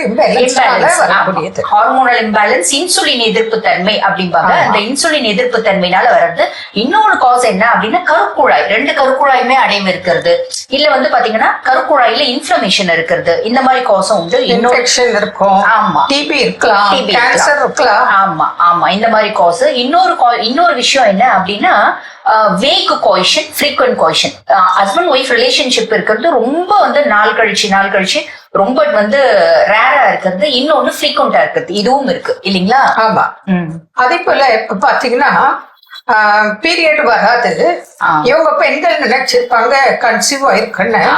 அப்போ அந்த ஸ்கேன் பண்ணி பார்க்கும்போது நமக்கு அந்த முத்து பிள்ளைன்னு சொல்லுவோம், அந்த பிரச்சனையும் இருக்கு. கரெக்ட். அது பிளைட் அண்ட் ஓம் அப்படிம்பாங்க, அந்த மாதிரியும் இருக்கு. அதே மாதிரி இவங்க மென்சஸ் வரல அப்படின்னாலே ஒவ்வொரு லேடிஸும் கன்சீவ் ஆயிருக்காங்க அப்படின்னு நினைச்சுக்கிறாங்க இல்லைங்களா? அப்படின்னு நினைச்சுக்கிறாங்க. அந்த மாதிரி மென்சஸ் வரல அப்படின்னாலே நம்ம சிம்பிள் பிரெக்கார்ட் செக் பண்ணி பார்த்தா போதுங்க. மென்சஸ் 7 நாள் தள்ளுது அப்படின்னா பிரெக்கார்ட் ஏர்லி மார்னிங் அந்த ஃபர்ஸ்ட் யூரின் நம்ம செக் பண்ணி பாக்குறோம் அப்படின்னு வச்சுக்கோங்களேன். அதுல ஒரு கோடு லைட்டா இருக்கு அப்படின்னா கூட உடனே நம்ம மெடிசன்ஸ் எல்லாம் கொடுத்து அந்த ஸ்ட்ரென்தன் பண்ணிக்க முடியும் இல்லைங்களா? அதே மாதிரி 2 கோடு வரல அப்படின்னா நீங்க பிரெக்னன்ட் இல்ல அப்படின்னு அர்த்தம். அதுக்கும் மேல நம்ம பிளட்ல HCG லெவல்ஸ் பாத்துக்கலாம். பார்த்துட்டு கரு கூடி இருக்கா இல்லையான்னு தெரியல, அந்த மாதிரி வரீங்க அப்படின்னா உடனே டேப்லெட் கொடுத்து வித்ட்ராயல் ப்ளீடிங் அப்படிம்பாங்க. மென்சஸ் வர வச்சுட்டு அதுக்கப்புறம் முட்டை வளர்றதுக்கான மருந்து, முட்டை வெடிக்கிறதுக்கான மருந்து, ஹஸ்பண்ட் ஒய்ஃப் ரிலேஷன்ஷிப் இருக்கிறது. அதுக்கப்புறம் அந்த ஓவம் பாத்தீங்கன்னா நம்மளுக்கு பிளாஸ்டோசிஸ்ட் மாதிரி ஃபார்ம் ஆயிடும். அந்த கரு அப்படியே டெவலப் ஆகிறதுக்கான மெடிசன்ஸ் இது எல்லாமே கொடுத்து நார்மல்சி கொண்டு வர முடியும். அதனால தானே உங்களுக்கு ஃபாலிகுலர் ஸ்டடி ஃபாலிகுலர் ஓவலேஷன் டைம்ல ஸ்கேன் பண்ணி பார்த்து இமிடியேட்டா உங்களுக்கு என்ன கரெக்ட் பண்ணுமோ அது நம்ம கைட் பண்ணிட்டு இருக்கோம். ஆமா, கைட் பண்ணிட்டு இருக்காங்க. அந்த மாதிரி எவ்வளவு பேர் வந்து பாத்தீங்கன்னா பலன் அடைஞ்சவங்க ஏராளம் அப்படின்னா மீதி டீடைல்ஸ்ல உங்களுக்கு மேடம் சொல்லுவாங்க. இப்போ ஜென்ரலா இன்ஃபெர்டிலிட்டி ஃபீமேல் அப்படின்னு சொல்லும் போது எல்லாரும் என்ன நினைச்சிடறாங்க, பெண்களுக்கு தான் பிரச்சனை இருக்கு, ஆண்களுக்கு பிரச்சனை இல்லை அப்படின்னு நினைக்கிறாங்க. எப்பவுமே ஒரு பேஷண்ட் வரும்போது நாங்க ஃபர்ஸ்ட் ஹஸ்பண்ட் அண்ட் ஒய்ஃப் 2 பேர்த்தோம் டெஸ்ட் எடுத்து பார்த்து யாருக்கு என்ன குறைபாடு. சில பெண்களுக்கு நாங்க பாக்குறோம் எல்லா ரிப்போர்ட்டும் நார்மலா இருக்கும், ஆனா கன்சீவ் ஆகாது. அப்போ அவங்களுக்கு மன உளைச்சல் தான் முக்கிய காரணம். அப்போ நம்ம கவுன்சிலிங் கொடுக்கணும் ஃபேமிலியில. அது பேரண்ட்ஸ், போத் சைட் பேரண்ட்ஸ், அதுக்கப்புறம் ஹஸ்பண்ட் அண்ட் ஒய்ஃப் கூப்பிட்டு டெஸ்ட் ரிப்போர்ட்லாம் பார்த்து தனித்தனியா அவங்கள பேசி அதுக்கப்புறம் ஒன்னா உட்கார வச்சு கவுன்சிலிங் கொடுக்கும்போது நல்ல ரிசல்ட் கிடைக்குது. அதனால உங்களுக்கு கர்ப்பப்பை சார்ந்த பிரச்சனைகள் அல்லது ஹார்மோனல் இம்பேலன்ஸ் அல்லது ஜென்ரலா ஃபீமேல் இன்ஃபெர்டிலிட்டி, மேல் இன்ஃபெர்டிலிட்டி எதுவாக இருந்தாலும் தொடர்பு கொண்டா, ஏன்னா அவ்வளோ பேஷண்ட் நம்ம பார்த்து ட்ரீட்மெண்ட் கொடுத்துருக்கோம். என்ன குறைபாடு இருந்தாலும் நீங்க வந்து ஒண்ணு டைரக்டா அப்பாயின்மெண்ட் எடுத்து நேர்ல வரலாம், அப்படி இல்லை ஆன்லைன் வீடியோ கன்சல்டேஷனும் பண்ணிக்கலாம். நீங்க வாட்ஸ்அப்ல உங்களோட பேரு, அட்ரஸ், உங்க ரிப்போர்ட் அனுப்பி ஆன்லைன் கன்சல்டேஷன் வேணும்னா வீடியோ கன்சல்டேஷனும் பண்ணலாம். என்ன நேர்ல மீண்டும் நாளை சந்திப்போம். நன்றி. அன்னை மரியே வாழ்க. அருமையான நம்ம ஒரு வைத்தியம் பகுதி பார்த்துட்டோம். நிகழ்ச்சியோட நிறைவுக்கும் வந்தாச்சு. ஸோ இன்னைக்கு நாள் மகிழ்ச்சியோட நம்ம பேசிட்டு இருக்கிறோம். கடினமான தருணங்களை கூலாக ஹேண்டில் பண்ணுவதற்கான வழிகள் என்னென்ன அப்படின்னு சொல்லி ஃபைனலாக என்ன சொல்றாங்க? ஃபைனலா ரொம்ப முக்கியமான ஒரு விஷயத்த வந்து ஞாபகம் வச்சுக்கணும் அப்படின்னு சொல்றாங்க. திஸ் டூ ஷல் பாஸ், இதுவும் கடந்து போகும். ஏன்னா நம்ம வாழ்க்கையில இப்பன்னு இல்லை, நம்ம சின்ன வயசுல இருந்தே ஏதாவது ஒரு பிரச்சனை, ஏதாவது ஒரு தோல்வி, ஏதாவது ஒன்று, ஐயோ இவ்வளவுதான் நம்ம லைஃப். சில பேர்லாம் நம்ம ரொம்ப க்ளோஸ் ஃப்ரெண்டா நினைச்சிருப்போம், இவங்க நம்ம லைஃப் ஃபுல்லா வருவாங்க, இவங்க கூட நம்ம டிராவல் பண்ண போறோம் அப்படின்னு யோசிச்சிருப்போம். ஆனா அங்க ஒரு பிரேக் வந்திருக்கும். அந்த நேரத்துல ரொம்ப கஷ்டப்பட்டிருப்போம். அவ்வளவுதான் நமக்கு வாழ்க்கை முடிஞ்சிச்சா அப்படின்லாம் யோசிச்சலாம். அதுக்கப்புறம் நிறைய வருஷங்களை நம்ம வந்து வேற ஃப்ரெண்ட்ஸோட நம்ம வந்து கடந்து வந்திருப்போம். சோ அது மாதிரி எல்லாமே வந்து கடந்து போகும். எல்லா கஷ்டமும் வேற ஒரு, அதாவது கடந்து போயிரும், அதுக்கப்புறமா வேற ஒரு கஷ்டம் வரும், அதுக்கும் நம்ம வந்து கடந்து போகும். அதையும் நம்ம வந்து கடந்து போகணும் அப்படிங்கிற மைண்ட் செட்டோட நம்ம லைஃப்ல நம்ம வந்து டிராவல் பண்ணணும். இதை சொல்லும் போது எங்களுக்கு சின்ன வயசுல ரெட்ரீட் நடத்துவாங்க. அப்போ ரெட்ரீட் என்ன பண்ணுவோம், கட்டடிச்சிருவோம். கட்டடிச்சா என்ன பண்ணுவாங்கன்னா யாரெல்லாம் வரலையோ அவங்களுக்கு இன்னொரு நாள் என்ன பண்ணுவாங்க, ரெட்ரீட் வைப்பாங்களா. ஸோ அப்போ அது வந்து ஒரு டைம் 2 டைம் இல்லை. இப்போ ஃபர்ஸ்ட் ஒரு 100 பேர் காலேஜில் இருக்கிறோம், 100 பேருக்கு ரெட்ரீட், 80 வந்து 20 பேருக்கு திரும்ப இன்னொரு ரெட்ரீட் நடத்துவாங்க. அந்த 20 பேர்ல 10 பேர் வரலாம், அந்த 10 பேருக்கு திரும்ப ஒரு ரெட்ரீட். கடைசி ஒருத்தன் வரலனாலும் கூட அந்த ஒருத்தனுக்கு என்ன பண்ணுவாங்க, இன்னொரு ரெட்ரீட் வந்து அவன் அட்டன் பண்ணி ஆகணும் அப்படின்னு. அப்போ ஒரு கட்டத்தில் அந்த ரெட்ரீட்டுக்கு இன்சார்ஜான ஃபாதர்கிட்ட போயிட்டு, ஏன் சாமி இப்படி வந்து ஒன்று வரலன்னா விடுங்களேன், அதோட ஏன் அடுத்தடுத்தா வச்சுக்கிட்டே இருக்கிறீங்க, இல்லடா அதில் நீங்கள் கலந்துக்கிட்டீங்கன்னா நிச்சயமாக உங்களுக்கு என்ன பண்ணும், இன்னைக்கு இல்லாட்டினாலும் என்னைக்கா ஒரு நாள் உங்களுக்கு வந்து ரெஃப்ளெக்ட் பண்ணுறதுக்கு ஒரு நல்ல வாய்ப்பாக இருக்கும். அதெல்லாம் ஏன் நீங்கள் அவாய்ட் பண்ணுறீங்க அப்படி இல்லை, அதில் அவ்வளோ நேரம் 1 டே ஃபுல்லாக உட்காரணுமே அப்படிங்கிறப்ப அவர் சொன்னார், காலைல 9 மணிக்கு வந்து உட்காருறியா, 5 மணிக்கு அது முடிஞ்சிடும். 5 மணிக்கு மேலே என்ன ஆகாது, நடக்காது. நீ விருப்பப்பட்டாலும் 5 மணிக்கு மேலே என்ன பண்ண முடியும், உட்கார முடியாது. 5 மணிக்கு க்ளோஸ் ஆகும். நீ அப்போ அந்த 5 மணி எப்போ வரும், அந்த 5 மணி வரும், அதை கான்ஃபிடென்ட்டாக அதை மட்டும் நம்பி என்ன பண்ணு, உட்காந்துரு. அதுக்கடுத்து ரெட்டுட்டு அதே மாதிரி காலைல போய் விருப்பமே இல்லாமல் போய் உட்காந்து ஈவினிங் 5 மணியோடு முடிஞ்சிடும், ஈவினிங் 5 மணியோடு முடிஞ்சிடும். சரி இன்னும் 2 மணி நேரம் இருக்குது, இன்னும் 3 மணி நேரம் அப்படிங்கிற மாதிரியே ஒரு கவுண்ட். ஆனால் அதற்கு பிறகு பார்த்தீங்க அப்படின்னா அந்த ரெட்ரீட் அட்டன் பண்ணுறதுலாம் எந்த ஒரு தயக்கமோ ஏன்னா அதுலேருந்து ஏதோ ஒரு வாழ்வியல் பாடங்கள் என்ன பண்ணுறோம், நம்ம கற்றுக்கொள்கிறோம், ஏதோ ஒரு சில விஷயத்தை நாமளே சுயமாக உணர்ந்து கொள்கிறோம். அப்போ அந்த ஒரு விஷயம் தான் நம்ம வாழ்க்கையில இந்த ஒரு கடினமான தருணம் இருக்குதா, அது நிச்சயமா ஒரு 2 நாள்லயோ 3 நாள்லயோ இல்லை 4 நாளையோ அது முடிஞ்சு போயிடும். நிச்சயமா எவ்வளவு பெரிய பிரச்சனை, கணவன் மனைவி பிரச்சனை, சண்டை போட்டு பேசாம இருக்கிறாமா, ஒரு வாரம் 2 வாரம் வேணா என்ன பண்ணும், தாக்கு பிடிக்கும். அதுக்கு மேலே நிச்சயமா அதுக்கு ஒரு ஃபுல் ஸ்டாப் கண்டிப்பா உண்டு. அப்போ அந்த முற்றுப்புள்ளி உண்டுங்கிறத நம்பி நாம் நடந்து செல்கின்ற பொழுது ஓகே இதுக்கு நிச்சயமா ஒரு தீர்வு இருக்குது. ஒன்று அந்த தீர்வு என் வழியா கிடைக்கும், இல்லை என் பக்கத்தில் இருக்கிறவங்க வழியா என்ன பண்ணுவோம் கிடைக்கும், இல்லை கடவுள் அவராகவே அற்புதம் என்ன பண்ணுவார், சில விஷயங்கள் நடத்துவார். அப்போ இந்த மைண்ட் செட்டோட நான் ஒரு பிரச்சனையை அணுகுகின்ற பொழுது என்னால் கூலாக ஹேண்டில் பண்ண முடியும். ஸோ அந்த நம்பிக்கை நம்மகிட்ட இருக்கணும். சிறப்பான நாள், சிறப்பான சிந்தனை, எனக்கு சிந்தனை கொடுத்த கடவுளுக்கு நன்றி சொல்லி இன்னைக்கு யாரெல்லாம் விழா கொண்டாடுறாங்கன்னு பார்க்கலாம். அதுலேயும் குறிப்பாக இன்னைக்கு சென்னை மயிலை உயர் மறை மாவட்டத்தினுடைய சமூக ஊடக பணிக்குழுவின் செயலர் அன்பு அந்த ரிச்சி வின்சென்ட் அவருடைய பிறந்த நாளை கொண்டாடுறாரு. ஸோ அவருக்காக ஜெபித்துக் கொள்ளலாம். அவரோடு இணைந்து இன்னைக்கு யாரெல்லாம் விழா கொண்டாடுறாங்கன்னு பார்க்கலாம். ஓகே.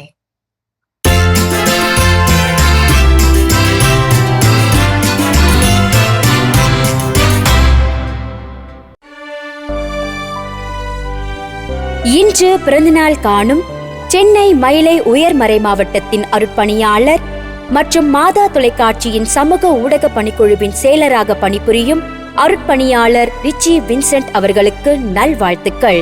பல்லாண்டு வாழ்ந்து போற்றும் அளவிற்கு இறையரசின் விழுமியங்களை கட்டி எழுப்பும் சிறந்த அருட்பணியாளராக பணியாற்றிட மாதா தொலைக்காட்சியின் வாழ்த்துக்களும் ஜெபங்களும்.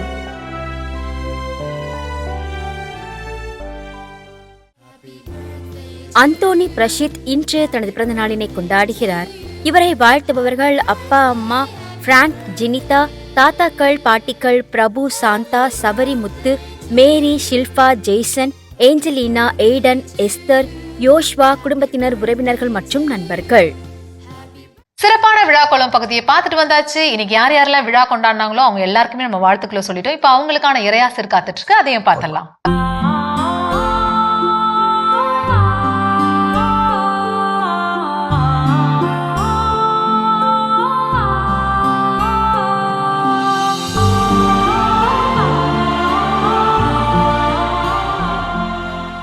அன்பார்ந்த மாதா தொலைக்காட்சி அன்பர்களே, இன்றைய இறை வார்த்தை எசாயா 27:3.